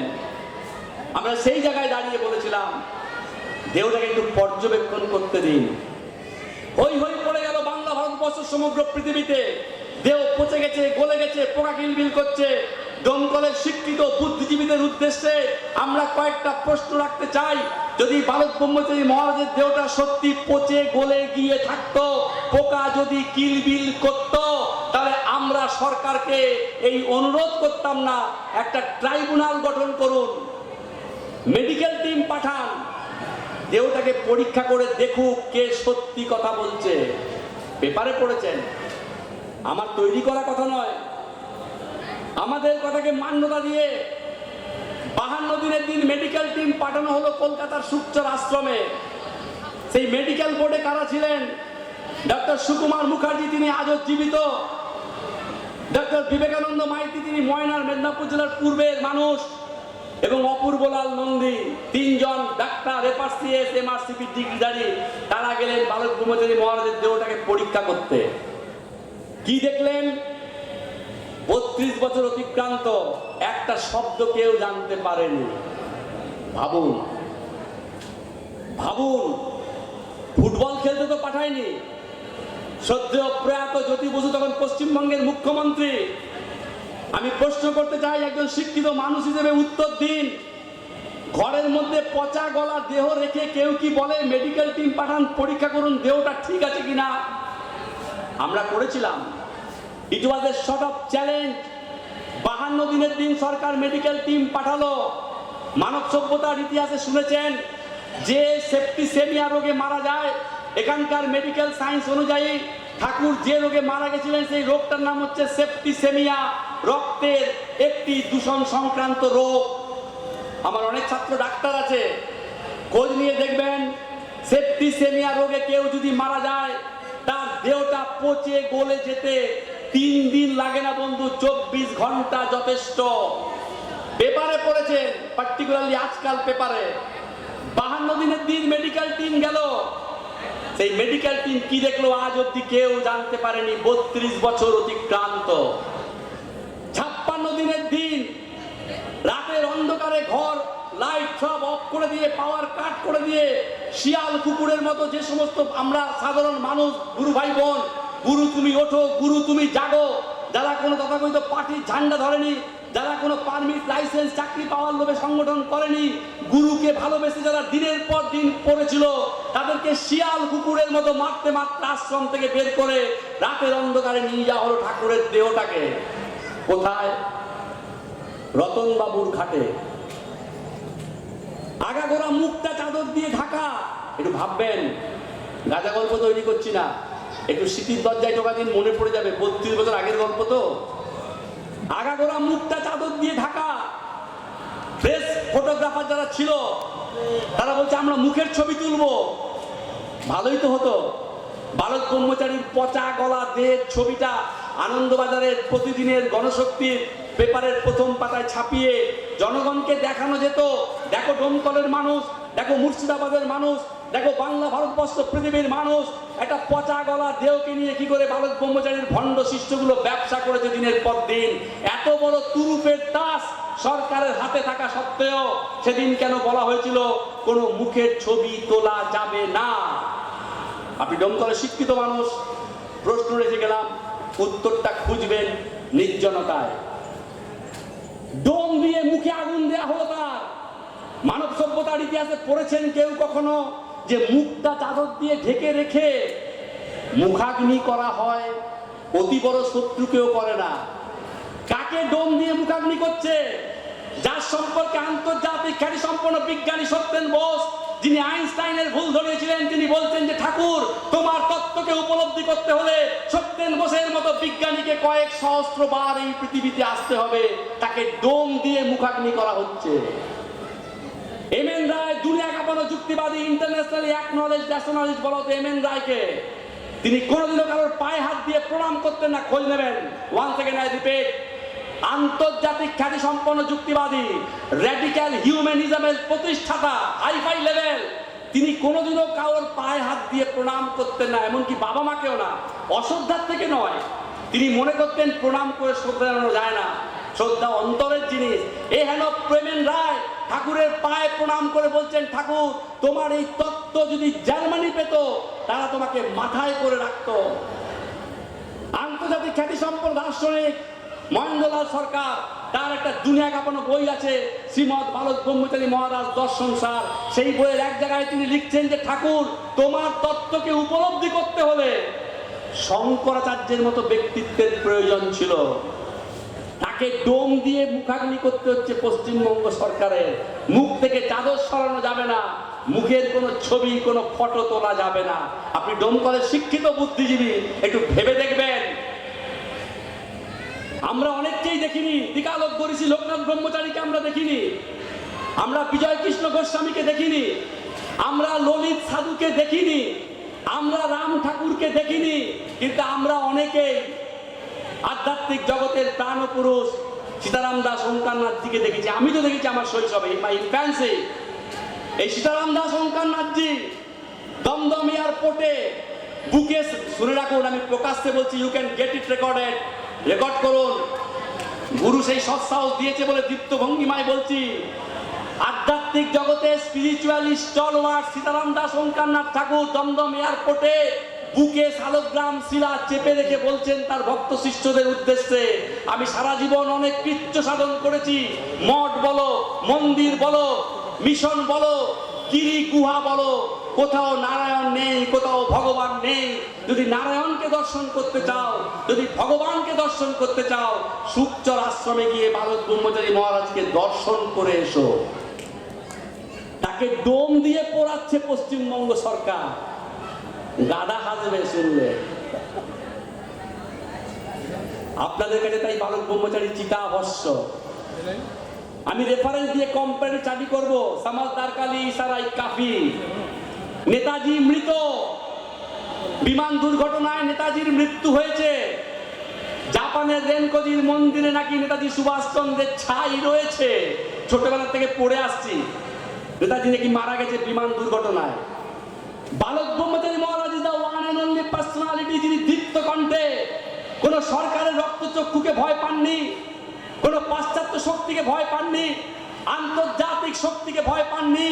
লক্ষ লক্ষ মিটিং এ, লক্ষ লক্ষ জনসভায় মঞ্চ কাঁপিয়ে পৃথিবীর আশাহত নিরন্ন শোষিত প্রলেতারিয়েটদের উদ্দেশ্যে বলছেন নেতাজি জীবিত, জীবিত, জীবিত। বিমান দুর্ঘটনায় নেতাজির মৃত্যু হয়নি। আমরা ব্যঙ্গ করেছি, আমরা উপহাস করেছি। তিনটে কমিশন হয়েছে, শাহনওয়াজ কমিশন, খোসলা কমিশন, সর্বশেষ মুখার্জি কমিশন। কি বললো মুখার্জি কমিশন? সেদিন তো নয়, তার 3 মাস আগে, 3 মাস পরে কোনো বিমান দুর্ঘটনা ঘটেনি। জাপানের রেনকোজির মন্দিরের ছাইটা নেতাজি সুভাষচন্দ্রের ছাই নয়। ভাবুন, কত কত আগে বালক ব্রহ্মচারী মহারাজ বলে গেছেন নেতাজি জীবিত, বিমান দুর্ঘটনায় নেতাজির মৃত্যু হয়নি। ওই যে ছোটবেলায় পড়েছিলাম, যেখানে দেখিবে ছাই উড়াইয়া দেখো তাই, পাইলেও পাইতে পারো অমূল্য রতন। যেখানে দেখিবে ছাই উড়াইয়া দেখো তাই, পাইলেও পাইতে পারো অমূল্য রতন। আমরা কেউ অমূল্য রতন পাওয়ার জন্য ছাইটাকে উড়িয়ে দেখিনি। এই ছাইটাকে উড়িয়ে দেখার চেষ্টা করেছিল মুখার্জি কমিশন, তাতে এই তথ্য পেয়েছে। সেদিন তো নয়, তার 3 মাস আগে, 3 মাস পরে কোনো বিমান দুর্ঘটনা ঘটেনি। জাপানের রেনকোজির মন্দিরের ছাইটা নেতাজি সুভাষচন্দ্রের ছাই নয়। ঠিক সেইভাবে আজকাল পেপার পড়ে জেনেছেন, গণশক্তি পেপার পড়ে জেনেছেন, আনন্দবাজার পেপার পড়ে জেনেছেন, দমকলের তথাকথিত বৈঠকি সান্ধ্য চায়ের আড্ডায় বসে জেনেছেন বালক ব্রহ্মচারী মৃত। তার চিতাভস্য রতনবাবুর ঘাটে তাকে চিতাভস্যে পরিণত করা হয়েছে। সেটা সত্যি চিতাভস্য কিনা, নাকি সেই চিতাভস্যের অন্তরালে এক গভীর রহস্য লুক্কায়িত আছে, আগামী দিনের ইতিহাস তার প্রমাণ দেবে। নিজের পরিচয় দিয়ে গিয়ে বলছেন ঠাকুর, আমি শিষ্যের মাথায় হাত বুলিয়ে পয়সা রোজগার করতে আসি নাই। এখানকার গুরুবাদের নামে যা চলছে, in the name of preceptor, গুরুবাদের নামে শিষ্যের মাথায় হাত বুলিয়ে পয়সা রোজগার, শিষ্য সংখ্যা বাড়ানো, মঠ মিশন আশ্রম প্রতিষ্ঠা করা। তাই নিজের পরিচয় দিতে গিয়ে গুরু বলছেন, আমি এখানে মামুলি গুরুগিরি করার জন্য আসিনি। খণ্ড জাতি, খণ্ড ধর্ম আমি রাখবো না। সারা বিশ্বে এক জাতি, এক নীতি, এক রাষ্ট্র ব্যবস্থার আমি প্রবর্তন করে দিয়ে যাব। আমি এমন সমাজ গড়ে দিয়ে যাব যে আগামী 50,000 বছর এখানে কাউকে আর গুরুগিরি করার জন্য আসতে হবে না। পাগল, বদ্ধ, উন্মাদ, যেখানে দুটো ভাই মিলেমিশে থাকতে পারে না, যেখানে দুটো গ্রাম মিলেমিশে থাকতে পারে না, যেখানে দুটো রাষ্ট্র মিলেমিশে থাকতে পারে না, যেখানে জাতিতে জাতিতে, নীতিতে নীতিতে, সম্প্রদায় সম্প্রদায়ে বিভেদ বৈষম্যে টুকরো টুকরো হয়ে যাচ্ছে মনুষ্য সমাজ, যেখানে পৃথিবীর নোবেল লরেট দার্শনিকরা কোনো সুর, কোনো সুরাহা খুঁজে পাচ্ছেন না, সেই অসুস্থ সমাজের বুকে দাঁড়িয়ে, অসুস্থ পৃথিবীর বুকে দাঁড়িয়ে কত বড় আশাবাদের কথা শোনাচ্ছেন the one and only personality বালক ব্রহ্মচারী মহারাজ, যে খণ্ড জাতি, খণ্ড ধর্ম আমি রাখবো না। সারা বিশ্বে এক জাতি, এক নীতি, এক রাষ্ট্র ব্যবস্থার আমি প্রবর্তন করে দিয়ে যাব। আমি এমন সমাজ গড়ে দিয়ে যাব যে আগামী 50,000 বছর এখানে কাউকে আর গুরুগিরি করার জন্য আসতে হবে না। বালক ব্রহ্মচারী মহারাজ যদি পাগল হতেন, তাহলে 5 বছর 3 মাস বয়সে তার কাছে ত্রিপুরার ময়নামতি পাহাড়ের বিখ্যাত সুফি সাধক মনাই ফকির তাকে গুরু রূপে বরণ করতেন না। বালক ব্রহ্মচারী মহারাজ যদি পাগল হতেন, তাহলে যে পাঠশালায় তিনি পড়তেন, যে স্কুলে তিনি পড়তেন, সেই পাঠশালার পণ্ডিত স্কুলের শিক্ষক তার উদ্দেশ্যে বলতেন না, আমরা তোমাকে ইহ জগতের ইতিহাস ভূগোল বিজ্ঞান পড়িয়েছি, তুমি আমাদের পরমার্থের সন্ধান দাও। বালক ব্রহ্মচারী মহারাজ যদি পাগল হতেন, তাহলে আন্তর্জাতিক খ্যাতি সম্পন্ন বিজ্ঞানী সত্যেন বোস, আইনস্টাইনের ভুল ধরিয়ে দেওয়া বিজ্ঞানী সত্যেন বোস ঠাকুরের উদ্দেশ্যে বলতেন না যে ঠাকুর তোমার তত্ত্বকে উপলব্ধি করতে হলে সত্যেন বোসকে কয়েক সহস্রবার এই পৃথিবীতে আসতে হতো। বালক ব্রহ্মচারী মহারাজ যদি পাগল হতেন, তাহলে আন্তর্জাতিক খ্যাতি সম্পন্ন ন্যাশনালিস্ট এম এন রায় ঠাকুরের উদ্দেশ্যে বলতেন না ঠাকুর তোমার এই তত্ত্বকে উপলব্ধি করতে হলে জার্মানির প্রয়োজন ছিল। বালক ব্রহ্মচারী মহারাজ যদি পাগল হতেন, তাহলে আন্তর্জাতিক খ্যাতি সম্পন্ন দার্শনিক মহেন্দ্রলাল সরকার বলতেন না যে ঠাকুর তোমার তত্ত্ব তোমার আদর্শকে বুঝতে হলে শঙ্করাচার্যের মতো ব্যক্তিত্বের প্রয়োজন ছিল। আমি দীর্ঘায়িত করতে পারি, তাহলে আমি করব না। ইত্যাদি এসে গেছে, আপনারা সুন্দর একটি অনুষ্ঠান দেখতে পাবেন। অনেক প্রোগ্রাম আমরা করেছি ইত্যাদি ট্রুপের সাথে, আপনাদের ভীষণ ভালো লাগবে। আমি বিদায় নেওয়ার আগে অর্জুন ভাইয়ের কথা সূত্র ধরে একটা কথা বলি, আমরা যেন এই পরশ পাথরটাকে না হারাই। ওই যে গানটা গাওয়া হয়, গুরু বিনা কেহ নাহি এ ভব সংসারে,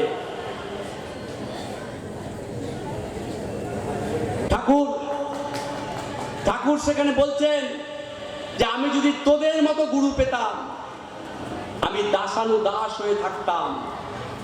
কি দরকার শুধু আজকের দিনে, আজকের এই যে দিন আর কিছুক্ষণ পরে রাত 10:20, 23শে কার্তিক, আমরা দীপ জ্বালাবো।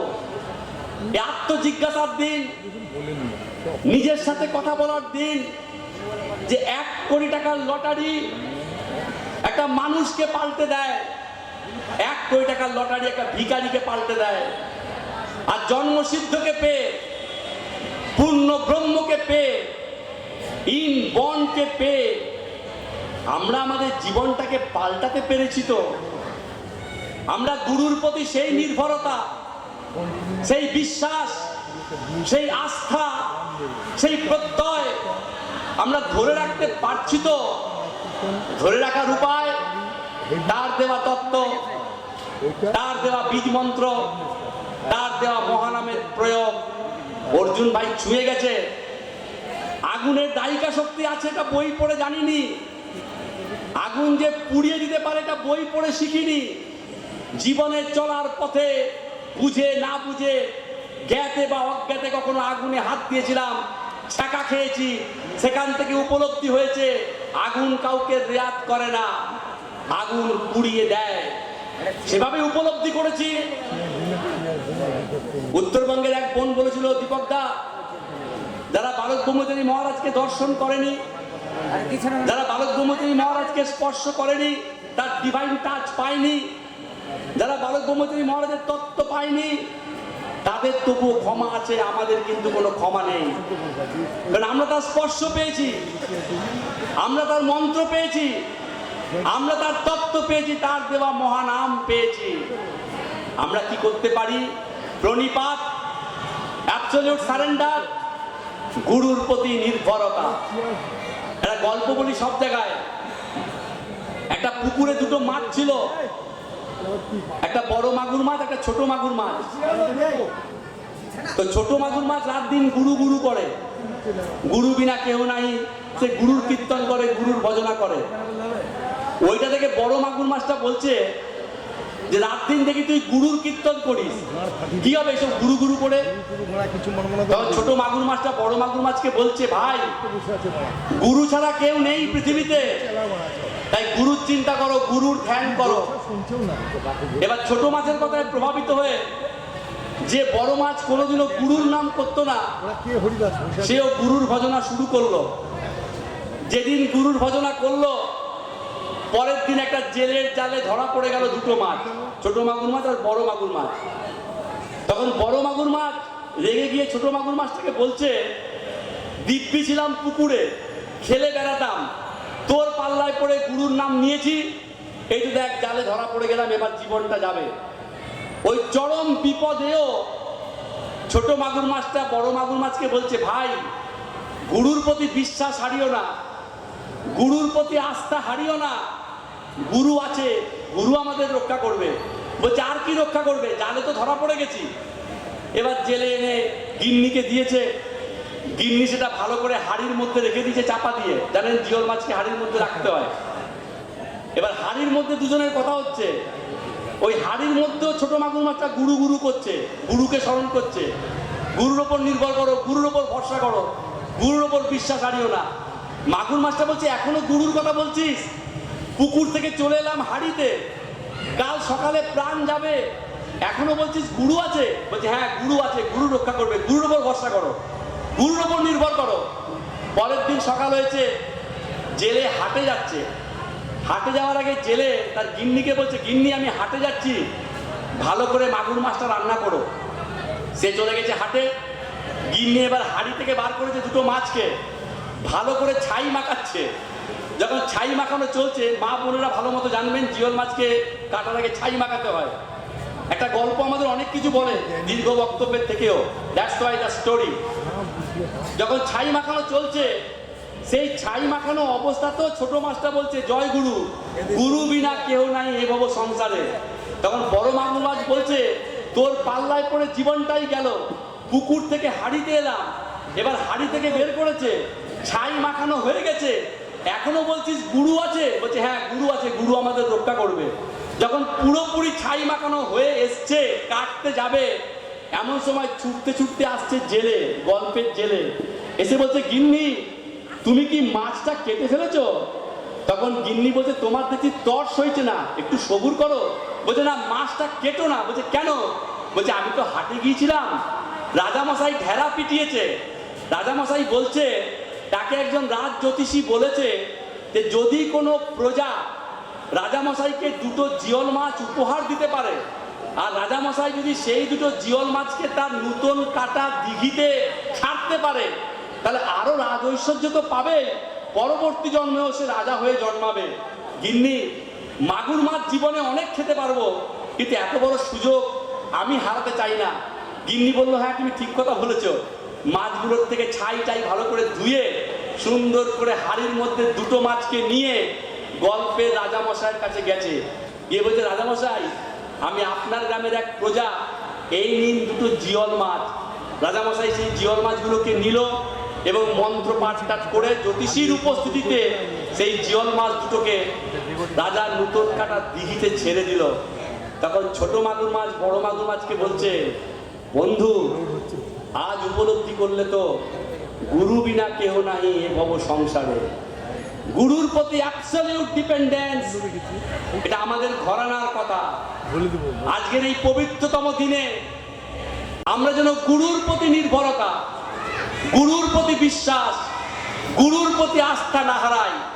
যে যা বলে বলুক, বাবা পচে গেছে, গলে গেছে, পোকা কিলবিল করছে, ভারত ব্রহ্মচারীর চ্যাপ্টার ক্লোজ, কিন্তু আপনি তো তাকে জেনেছেন, তার দিব্য স্পর্শ পেয়েছেন, ডিভাইন টাচ পেয়েছেন, তার তত্ত্ব পেয়েছেন, তার বীজ মন্ত্র পেয়েছেন, তার মহানাম পেয়েছেন। ভাবতে পারেন এটা তার কত বড় অহেতুকি কৃপা। তিনি বলছেন যে যে বীজ মন্ত্র আমি তোমাদের দিলাম, এখানকার এই মাত্রা পেতে গেলে 20 কোটি বছর সাধনা করতে হয়। যে মহানাম আমি তোমাদের দিয়েছি এটা বিশ্বের সর্বশ্রেষ্ঠ হাতিয়ার। আর যে তত্ত্ব আমি তোমাদের দিলাম, যে মতবাদ আমি তোমাদের দিলাম, এর মধ্যে যে ফোর্স আছে, যে ভাইব্রেশন আছে, এটা যেন সমস্ত জীবের হৃদয়কে স্পর্শ করে। আমাদের মতো ধনীকে, আমাদের মতো সুখীকে, আমাদের ট্র্যাজেডি কোথায়? আমরা হয়তো ফিজিক্যালি চ্যালেঞ্জ নই, আমরা স্পিরিচুয়ালি চ্যালেঞ্জ, আমরা আধ্যাত্মিক দিক থেকে প্রতিবন্ধী। তাই পরশ পাথরটাকে কাছে পেয়েও আমরা বারবার হারিয়ে ফেলছি। এই ভুল যেন আমরা না করি। আমরা রাত 10টা-20 দীপ জ্বালাবো, গুরুর কাছে মহানাম করব, প্রার্থনা করব। অর্জুন ভাই তার কথা সূত্র ধরে যে কথা বলে গেছে, আমরা এটাই প্রার্থনা করব যে জনমে জনমে যেন তোমার মতো গুরু পাই। গুরু তাই সাবধান করে দিয়ে বলছেন, আমি যদি তোদের মতো গুরু পেতাম, আমি একটা মুহূর্ত সময় নষ্ট করতাম না। বিদায় নেওয়ার আগে বিদায়ীদের টিম মনে হয় রেডি হয়ে গেছে। আমি রাবীন্দ্রিক ভাষায় একটা আধ্যাত্মিক উপলব্ধির কথা বলে I calling it a day. মহারাজা ধীরাজ, আমি বহু কর্মী বৈঠকে বলেছি এই কথাটা, মহারাজা ধীরাজ স্বর্ণ রথে করে যাচ্ছে, ভিখারি দাঁড়িয়ে আছে পথের ধারে, রাজামশাইয়ের কাছ থেকে সে ভিক্ষা দেবে। তার দুঃখের দিন শেষ হবে।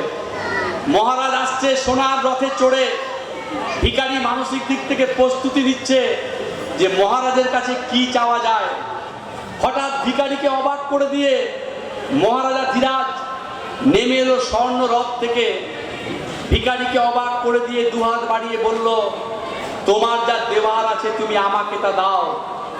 ভিখারি বলল, এ কি রাজকীয় তামাশা, কোথায় মহারাজা ধীরাজ ভিক্ষা দেবে ভিখারিকে টানা। মহারাজা ধীরাজ ভিক্ষা চাইছে ভিখারির কাছে, যে তোমার যা দেওয়ার আছে তুমি আমাকে তা দাও। দ্বিধাদ্বন্দ্ব চিত্তে ভিখারি সেদিন তার ভিক্ষার ঝুলি থেকে এক মুঠো শস্য দানা দিল মহারাজাকে। মহারাজ সেটাই আনন্দ চিত্তে গ্রহণ করে আবার স্বর্ণরথে করে বিদায় নিল। দিনের শেষে ভিখারি যখন তার ঝুলিটাকে উপুর করেছে, তখন সে অবাক বিস্ময়ে দেখছে সারাদিন সে যত ভিক্ষা পেয়েছে সব ঠিকই আছে, শুধু দ্বিধাদ্বন্দ্ব চিত্তে যে এক মুঠি শস্যদানা দিয়েছিল মহারাজা ধীরাজকে, সেটাই সোনায় পরিণত হয়েছে। তখন সে অনুতাপে অনুশোচনায় কাঁদছে যে আমি দ্বিধাদ্বন্দ্ব চিত্তে এক মুঠো শস্যদানা দিয়েছিলাম, সেটাই সোনায় পরিণত হয়েছে।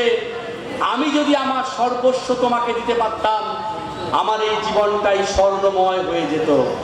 আজকে আমাদের এটাই প্রার্থনা হবে যে আমরা যে গুরুকে পেয়েছি, তাকে গুরু বললে ছোট করা হয়, যে সাউন্ড অরিজিনালকে আমরা পেয়েছি, আমরা যেন আনন্দবাজারের কথায়, আজকালের কথায়, পাড়া প্রতিবেশীর কথায়, নিন্দা সমালোচনায় প্রভাবিত হয়ে বিভ্রান্ত হয়ে আমরা যেন এই পরশ পাথরটাকে হারিয়ে না ফেলি, তার আলোকে ঝর্ণা ধারায় আমরা সবাই যেন স্নাত হই।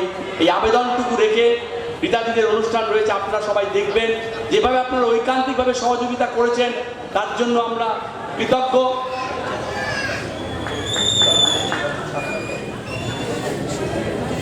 এরা কেউ কাউরি করে রাখে, আর একজন বক্তা আছে যে, বুঝেও না তোমার আমরা যেন এই পরশ পাথরটাকে না হারিয়ে ফেলি। ওই যে বললাম, আমরা যারা বক্তব্য করি আমাদের সমস্যা হয়, কারণ এখানে ভারত ব্রহ্মচারী মহারাজের দীক্ষিত সন্তানরা যেমন রয়েছে, at the very same time ঠাকুরের দীক্ষিত সন্তান নন, তারাও এখানে রয়েছেন। কত ঘটনার সাক্ষী। ঠাকুর পুরীতে গেছেন, মৃত্যু তত্ত্ব নিয়ে আলোচনা করছেন, হঠাৎ একটা টিকটিকি বারবার ঠাকুরের কাছে যাচ্ছে, আর ঠাকুর আলোচনা থামিয়ে দিচ্ছেন। হঠাৎ ঠাকুর আলোচনা থামিয়ে দিয়ে সেই টিকটিকিটার দিকে তাকিয়ে বলছেন, তুই কি চাস? ভাবুন, ঠাকুর টিকটিকিটাকে জিজ্ঞেস করছে তুই কি চাস। ঠাকুরের কথা শোনার সঙ্গে সঙ্গে টিকটিকিটা ঠাকুরের সামনে যে টর্চ লাইটটা ছিল, ওই টর্চ লাইটটার উপর বসে পড়েছে। ঠাকুর হাসতে হাসতে বলছেন, বুঝিস তুই আলো চাস তো, তুই আলো চাস তাই তো, তুই আলো পাবি। ঠাকুরের কাছে এই অ্যাসিওরেন্সটা শোনার সঙ্গে সঙ্গে যে টিকটিকিটা এতক্ষণ ধরে ঠাকুরকে বিরক্ত করছিল, সেই যে চলে গেল, আর ফিরে আসেনি। রাত্রে যখন ঠাকুরকে জিজ্ঞাসা করে, ঠাকুর বলছেন, জানো তো একটা বিরাট বড় সাধক আমার কাছে শুধুমাত্র এই অ্যাসিওরেন্সটা পাওয়ার জন্য, এই এই আশ্বাস বাণীটা পাওয়ার জন্য যে তুই আলো পাবি, ও যুগ যুগ ধরে অপেক্ষা করেছে। আর সেখানে আমরা কি বলছি, অর্জুন ভাই বলেছে, তোমাদের আর জন্ম হবে না, এটাই তোমাদের শেষ জন্ম। এই পৃথিবীতে ছেঁচা গুটা খাওয়ার জন্য আর তোমাদের আসতে হবে না। আমি তোমাদের সমস্ত কিছুকে অতিক্রম করিয়ে সেই মধুময় স্থানে পৌঁছে দেব। আমাদের কাজটা কি? আমরা যখন এরকম সুযোগগুলো পাবো, আমরা যখন ভাই বোনরা সবাই এক জায়গায় হব, আমরা যেন গুরুর ঐতিহাসিক পরিচয়, গুরুর শক্তি বিভূতি, তার বিশ্বজনীন তত্ত্ব, আমরা যেন সেগুলো বিস্তৃত না হই, আমরা যেন সেগুলো নিয়ে চর্চা করি। তাহলে আমরা তার স্বরূপটাকে আমরা উপলব্ধি করতে পারবো। আমাদের সংকটটা কোথায়? আজকে বিশ্বাসের জায়গাটা আমাদের থমকে গেছে। আমরা তার দেওয়া তত্ত্ব, তার দেওয়া মহানাম, তার দেওয়া বীজ মন্ত্র, তার জীবনী, তার বিভূতিময় জীবনী, অভিনবত্বে ভরা জীবনী এত জানলাম, এত পড়লাম, কিন্তু বাস্তবে আমরা কোনোদিনও প্রয়োগ করলাম না তার দেওয়া তত্ত্ব, তার দেওয়া বীজ মন্ত্র, তার দেওয়া মহানাম স্বর্ণময় হতে পারত। আমরা কেমন ভক্ত হয়েছি ঠাকুরের? আমরা হচ্ছি ঠাকুরের লাভ দেওয়া ভক্ত। আমরা হলাম ঠাকুরের লাভ দেওয়া ভক্ত। ওই যেদিন জন্মোৎসবটা হলো সেদিন একটু আমরা মেতে উঠলাম গুরু চিন্তায়, তারপরের দিন থেকে আবার যেরকম সেই রকম। তা তো নয়, তিনি আমাদের চিরন্তন, তিনি আমাদের চিরদিনের। তিনি বলছেন এই সম্পর্ক আজকের নয়, যুগ যুগান্তের এই সম্পর্ক, অন্তহীন এই যাত্রা। মৃত্যুর পরেও আমি থাকি। ঠাকুর বলছেন মইরা গেলে বোঝে আমি কে। তখন কোনো আত্মীয়কে আর দেখে না। এই যে এত আত্মীয়, ঠাকুর বলছেন এগুলো ঠাকুরের প্রাইভেট কথা, এগুলো প্রকাশে ঠাকুর বলতেন না। এই মৃত্যুর পরের জগৎটা যে কি তোমরা জানো না, তোমরা আগামীকাল কি খাবে এই চিন্তায় তোমরা ব্যতিব্যস্ত। যদি মৃত্যুর পরের জগৎটা তোমরা জানতে পারতে, আমার কথাগুলোকে তোমরা যদি মূল্য দিতে পারতে, তোমাদের এই জীবনটাই পাল্টে যেত। যে মৃত্যুর পরের জগৎটা কি ভয়ানক, আমি তোমাদের সেই মধুময় স্থানে পৌঁছে দেব। ঠাকুর বলছেন, ঠাকুরের দর্শন চলছে সুকচার বাড়িতে, দর্শন দিতে ঠাকুর বলছেন আমি একটু বাথরুমে যাব, দর্শন বন্ধ হয়ে গেছে। ঠাকুরের সবাই বলছেন যাও বাথরুমে যাও। ঠাকুর যাচ্ছেন, ঠাকুর দাঁড়িয়ে আছেন। হঠাৎ ঠাকুর নিজের মনেই বলছেন ছাড় আমাকে যেতে দে। সবাই একটু অবাক হচ্ছে, ঠাকুর কার সাথে কথা বলছে? ঠাকুর নিজের মনে বলে যাচ্ছেন আমাকে যেতে দে, ছাড়। সবাই একটু অবাক হচ্ছে। ঠাকুর বাথরুম গিয়ে এসছেন, বলছেন বুঝলি আমি বাথরুমে যাব সেখানেও আমার শান্তি নেই। কিছুক্ষণ আগে গলায় দড়ি দিয়েছে, সঙ্গে সঙ্গে সোলটা চলে এসছে, আত্মা চলে এসছে মুক্তির জন্য। তাই তো তিনি মেসায়া, তাই তাকে বলা হচ্ছে new messiah of the atomic age. আমরা তার স্কুলের ছাত্র হয়েছি, শুধু তার দেওয়া বই, তার দেওয়া বিষয়বস্তু আমরা কেউ কখনো স্টাডি করলাম না বলে আজকে আমাদের এই পরিণতি। অর্জুন ভাই দুঃখে বলছে এত বিরাট প্যান্ডেল ভরে যাওয়ার তো কথা ছিল। অস্বীকার করতে পারবেন এই মুর্শিদাবাদ জেলায় বালক ব্রহ্মচারী মহারাজের দীক্ষিত সন্তান তো কম নয়। কেন মাঠটা ভরল না? কারণ হতাশা, অবিশ্বাস, দ্বন্দ্ব নামক রোগে আমরা আক্রান্ত। আমাদের কাছে আপন হয়ে গেল আজকাল পত্রিকা, আমাদের কাছে আপন হয়ে গেল পাড়া প্রতিবেশীর সমালোচনা, আমাদের কাছে বড় নিজের বলে মনে হলো, বড় সত্য বলে মনে হলো পাড়া প্রতিবেশী সমাজবদ্ধ মানুষ কি বলছে। অথচ তার ঐশ্বর্যে ভরা জীবন, তার বিভূতিময় জীবন, তার অভিনবত্বে ভরা জীবন, তার বিশ্বজনীন তত্ত্ব, তার বীজ মন্ত্র, তার মহানাম এত কিছু পেয়েও আমরা আজ তাকে উপলব্ধি করতে পারলাম না। আমি আমার বক্তব্যে বলেছি না, যারা বালক ব্রহ্মচারী মহারাজের দীক্ষিত সন্তান নন তাদের উদ্দেশ্যে আমাদের একটাই কথা। দর্শন শাস্ত্রে একটা কথা বলা হয়, আমি রামকে চিনি, আমি রামকে জানি, আমি রামকে বুঝি।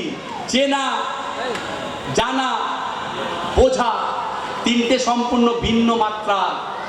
আপনারা বালক ব্রহ্মচারীকে হয়তো চিনেছেন, জেনেছেন কি, বুঝেছেন কি শুধু আজকাল পেপার পড়ে আর চায়ের দোকানের বৈঠকি আড্ডায় আলোচনা শুনে যদি তাকে মূল্যায়ন করেন, এই মেথডটা কি সঠিক? এই প্রশ্নটা আপনাদের কাছে আমাদের।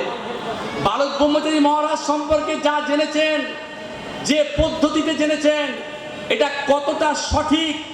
শিক্ষিত বুদ্ধিজীবী যুক্তিবাদী সত্যান্বেষী হিসেবে আপনাদের কোনো দায় আছে কিনা? তার তত্ত্ব, তার দর্শন আজকের এই সংকটাপন্ন পৃথিবীতে কতটা প্রাসঙ্গিক ভেবে দেখবেন।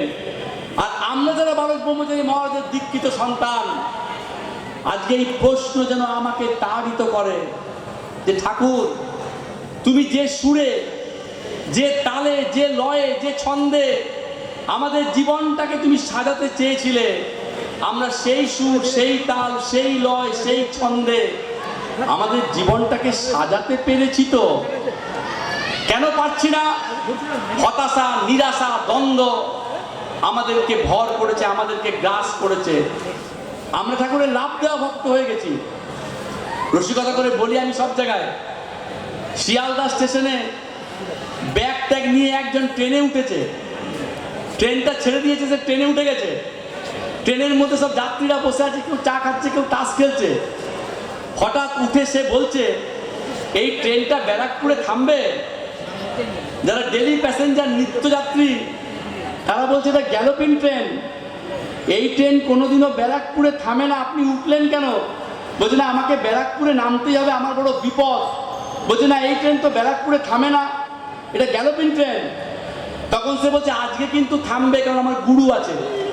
সবাই হাসতে আরম্ভ করেছে। আপনি কি রেলের টাইম টেবিলটাকে পাল্টে দেবেন? ব্যারাকপুরে এই ট্রেন থামে না, এটা গ্যালোপিং ট্রেন। বলছে না, আজকে থামবে, আমার গুরু আছে। সবাই হাসাহাসি করছে যাত্রীরা, তাস খেলা চলছে, চা খাওয়া চলছে, রাজনীতি ক্রিকেট নিয়ে আলোচনা চলছে। হঠাৎ সবাই অবাক বিস্ময় দেখলো, যখন ট্রেনটা ব্যারাকপুরে ঢুকছে, গতিটা আস্তে আস্তে কমে আসছে ট্রেনের। যে স্পিডে ট্রেনটা যাচ্ছিল সেই গতিটা কমে আসছে। যেই না গতিটা কমেছে, যে ভদ্রলোক শিয়ালদায় চলন্ত ট্রেনে উঠে বলল যে এই ট্রেন আজকে থামবে, আমার গুরু আছে, সে আর অপেক্ষা করলো না, তার বাক্স পেটটা ব্যাগ নিয়ে সে ঝাঁপ দিল ট্রেন থেকে, হুড়মুড়িয়ে পড়লো প্ল্যাটফর্মে। I am talking about real life situation, গল্প নয়। সে লাফ দিয়ে পড়লো প্ল্যাটফর্মে, ব্যারাকপুর প্ল্যাটফর্মে। সবাই চিৎকার করছে, আরে বাঁচাও বাঁচাও, কি হলো কি হলো? সবাইকে অবাক করে দিয়ে ট্রেনটা কিন্তু ব্যারাকপুরে থামলো। আমরা আমাদের প্রতিদিনের জীবন থেকে অনেক জীবন জিজ্ঞাসার উত্তর পাই, কিন্তু আমরা অনেক কিছুর উত্তর পাই প্রতিদিনের জীবনের ঘটে যাওয়া ঘটনা থেকে। আজকে কেন আমরা ভিখারি? চিন্তার জগতে বিরাটকে পেয়েও, জন্মসিদ্ধকে পেয়েও, ইনবর্নকে পেয়েও, স্রষ্টাকে পেয়েও, সাউন্ড অরিজিনাল ঠাকুর নিজের পরিচয় দিচ্ছেন নিজের মুখে, তাকে পেয়েও আজকে কেন বলুন তো এই ভিখারি দশা তবে কেন তো রাজি? ব্যারাকপুর স্টেশনে ঘটে যাওয়া ঘটনার মধ্যে উত্তরটা লুকিয়ে আছে বন্ধু। আমি অনেক ভারী ভারী কথা বলছিলাম, একটু হিউমারাসলি কথাটা বলি। সে যখন লাফ দিয়েছে, তার হাঁটু ফাটু ছিলে গেছে, ব্যাগের জিনিসপত্র ছড়িয়ে পড়েছে চারিদিকে, সবাই হই হই করে নেমে পড়েছে, ট্রেনও থেমে গেছে। যে যাত্রীরা তাস খেলছিল, যারা বলছিল ট্রেনটা থামবে না ব্যারাকপুরে, তারা গিয়ে বলছে দাদা আগে উঠুন, হাত পা ভালো করে ঝেড়েছে। আপনাকে একটা প্রশ্ন করবো। বলছে বলুন। আপনি শিয়ালদাতে হন্তদন্ত হয়ে ওই ট্রেনে উঠলেন, উঠে জিজ্ঞাসা করলেন এই ট্রেন কি ব্যারাকপুরে থামবে? আমরা সবাই বললাম এই ট্রেন ব্যারাকপুরে থামবে না, এটা গ্যালোপিং ট্রেন। কিন্তু আপনি দীপ্ত কণ্ঠে বলেছিলেন যে এই ট্রেন আজকে ব্যারাকপুরে থামবে, আমার গুরু আছে। ট্রেন তো সত্যি ব্যারাকপুরে থামলো দেখলাম, আমাদের অবাক করে দিয়ে। আপনি লাভ দিলেন কেন? বলছে যদি না থামে। দেখুন, একটা যদি, একটা কিন্তু, যার জীবনটাই বিভূতিময়, যিনি জন্মসিদ্ধ, যিনি নিজের পরিচয় দিতে গিয়ে বলছেন আমি মায়ের পেট থেকে পড়ে গুরু, ঢাক বাজাবার জন্য নয়, ডোমকলের মুর্শিদাবাদের মানুষকে জানাবার জন্য নয়, পৃথিবীর আশাহত, নিরন্ন, শোষিত, সর্বহারা, চরম হতাশা, নিরাশায় নিমজ্জিত মানব সভ্যতাকে তিনি জানান দিচ্ছেন। এটা কৃপা, এটা হচ্ছে তার একটা অহেতুকি কৃপা, যে তোমরা চেনো, তোমরা জানো, তোমরা বোঝো আমি ল্যাংটা বেলার ঠাকুর, আমি মায়ের পেট থেকে পড়ে গুরু, আমি সত্যকে নিয়েই আমার আবির্ভাব, আমার জন্ম অমাবস্যায়, এখানকার সমস্ত কিছুকে ভণ্ডুল করার জন্য আমি এসেছি। আমি যদি তোমাদের মতো গুরু পেতাম, আমি দাসানু দাস হয়ে থাকতাম। এগুলো তার নিজের ঢাক বাজাবার জন্য নয়, এগুলো আমার মতো, এগুলো আমাদের মতো যারা স্পিরিচুয়ালি হ্যান্ডিক্যাপ, যারা স্পিরিচুয়ালি চ্যালেঞ্জ, শুধু আমাদের নয়, যারা বালক ব্রহ্মচারী মহারাজার দীক্ষিত সন্তান নন, সবার উদ্দেশ্যে এটা তার অহেতুকি কৃপা যে আলো, দিব্য আলো, ডিভাইন লাইট হ্যাজ ইমার্জ, দিব্য আলো পৃথিবীতে এসেছে। তোমরা চিনে নাও, তোমরা জেনে নাও, তোমরা বুঝে নাও। আমি কাল বলেছিলাম অশোকনগরে, ঋষি অরবিন্দ তিনি তার দুনিয়া কাঁপানো গ্রন্থ লাইফ ডিভাইনে লিখছেন, যুগে যুগে সাধক, যুগে যুগে ঋষি, যুগে যুগে সত্য দ্রষ্টারা আলোর কাছে পৌঁছতে চায়। আমি আলোর কাছে পৌঁছতে চাই না, আমি সেই আলোকে মাটির পৃথিবীতে নামিয়ে আনতে চাই। পৃথিবীর মানুষের চাওয়া কি বলুন তো?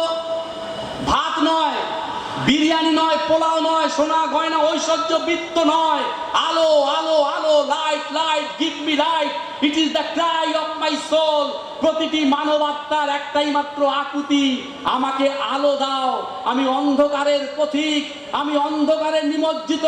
হে স্রষ্টা, হে প্রভু, তুমি আলো দিয়ে তোমার আলোকের ঝর্ণা ধারায় আমাকে স্নাত করাও। আমি একটা কথা প্রায় বলি, সন্ত কবির বলেছিলেন, জিসনে ঢুনা উনকো মিলা, যে খোঁজে সে পায়। খুঁজেছে কে? খুঁজেছে রবীন্দ্রনাথ।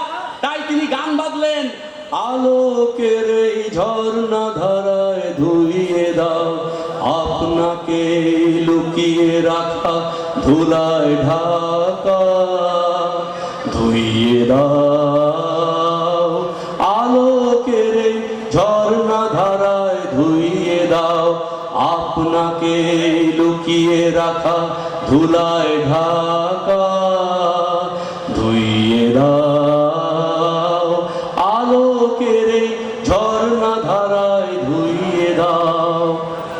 আমাদের স্নাত করো, আমাদেরকে ধুইয়ে দাও আলো দিয়ে। আমরা অন্ধকারে নিমজ্জিত, হতাশা, নিরাশা, ছল, জচ্চরি, প্রবঞ্চনা, লাম্পট্য, শোষণ, ব্যভিচারে, অন্ধকারে আমরা হারিয়ে গেছি। আলো দাও, light light, give me light, it is the cry of my soul. তাই ঋষি অরবিন্দ বললেন, যুগে যুগে সাধক, যুগে যুগে ঋষি, যুগে যুগে সত্য দ্রষ্টারা আলোর কাছে পৌঁছতে চেয়েছে। আমি আলোর কাছে পৌঁছতে চাই না, আমি আলোকে মাটির পৃথিবীতে নামিয়ে আনতে চাই।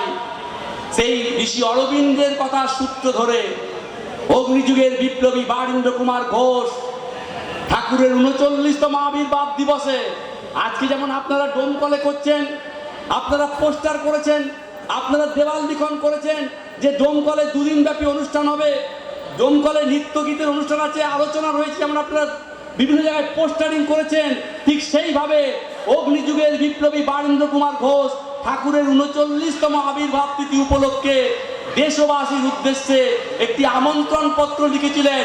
আমি প্রতিটি জন্মোৎসবে এই রেফারেন্সটা দেই। সেই আমন্ত্রণ পত্রে তিনি লিখেছিলেন, যার জ্যোতিতে বিশ্ব ভুবন আলোকিত। You mind the language. কে মূল্যায়ন করছেন? স্পিরিচুয়াল স্টলওয়ার্ড ঋষি অরবিন্দের ভাই অগ্নিযুগের বিপ্লবী বারীন্দ্র কুমার ঘোষ, যাকে সাংবাদিকতা জগতের পথিকৃৎ বলা হতো, দৈনিক বসুমতী।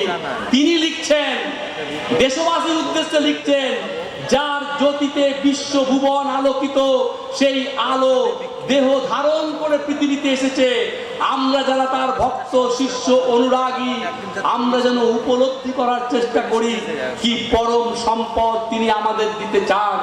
ঋষি অরবিন্দ যে আলোকে, যে ডিভাইন লাইটকে, দিব্য আলোককে মাটির পৃথিবীতে নামিয়ে আনতে চেয়েছিলেন, সেই আলো দেহ ধারণ করে আমাদের কাছে এসেছে।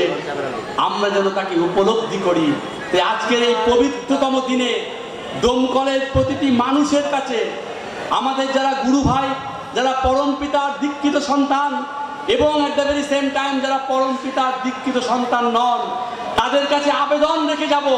মানব সভ্যতার ইতিহাস আমাদের একটাই শিক্ষা দিয়ে গেছে যে what ever we have learn from history is that we have learn nothing from history. ইতিহাস থেকে আমরা যা শিখেছি তা হলো এই যে আমরা ইতিহাস থেকে কোনো শিক্ষা নিতে পারিনি। আগামী দিনে যেন এমন একটা সময় না আসে যেদিন চোখের জলে, অনুতাপে, অনুশোচনায় আমরা দগ্ধ হব যে মানবতার এত বড় পূজারীকে, মানবতার এত বড় হিতৈষীকে, দিব্য আলোককে, ডিভাইন লাইটকে মনুষ্য দেহে, নর দেহে পৃথিবীতে পেয়েছিলাম। তার দেওয়া তত্ত্ব, তার দেওয়া মহানাম, তার দেওয়া বীজ মন্ত্র পেয়েছিলাম। অথচ আমরা আমাদের স্পিরিচুয়াল ব্লাইন্ডনেসের কারণে, আধ্যাত্মিক অন্ধত্বের কারণে, আধ্যাত্মিক প্রতিবন্ধী হওয়ার জন্য আমরা এই পরশ পাথরটাকে চিনতে পারিনি। বিদায় নেওয়ার আগে অত্যন্ত লুসিডলি বলে যাই, ছোটবেলায় ছোটদের একটা ছড়া শেখানো হয়, had I taken care of my tooth, আমি যদি আমার দাঁতের যত্ন নিতাম। লক্ষ্য করে দেখবেন আমরা আমাদের শরীরের হার্ট, লাংস, কিডনি এগুলো নিয়ে যতটা চিন্তিত, দাঁতকে নিয়ে আমরা খুব একটা চিন্তা করি না। দাঁত বলে একটা কিছু যে আছে আমরা গুরুত্ব দেই না। গুরুত্ব দেই কখন? যখন দাঁতের ব্যথায় আমরা কাটা ছাগলের মতো দাপাই, ডাক্তারের পায়ে পড়ে বলি, ডাক্তারবাবু ইঞ্জেকশন হোক, হাই ডোজের ওষুধ হোক, যে কোনো কিছু দিয়ে আমাকে বাঁচান, আমি দাঁতের যন্ত্রণা আর সহ্য করতে পারছি না। সেদিন চোখের জল পড়ে আর মনে মনে ভাবি, মা ঠাকুমারা ছোটবেলার থেকে যে শিক্ষাটা দিয়েছিলেন যে দাঁত থাকতে দাঁতের মর্যাদা দেওয়া, এটা মানব সভ্যতার একটা রিমাইন্ডার। দাঁত থাকতে দাঁতের মর্যাদা দিতে পারলে যে যন্ত্রণা থেকে আমরা অব্যাহতি পেতাম, ঠিক যুগে যুগে মানবতার স্বার্থে মানুষের কল্যাণে যে আলো দেহ ধারণ করে পৃথিবীতে এসেছে, আমরা যেন তাকে মূল্য দিতে পারি, তার আলোকে ঝর্ণা ধারায় আমরা যেন স্নাত হতে পারি। গুরুর কাছে এই প্রার্থনা রেখে সবাইকে আন্তরিক বৈদিক অভিনন্দন জানিয়ে শেষ করছি। রাম নারায়ণ রাম, রাম নারায়ণ রাম, রাম নারায়ণ রাম। রীতাদি এসেছে।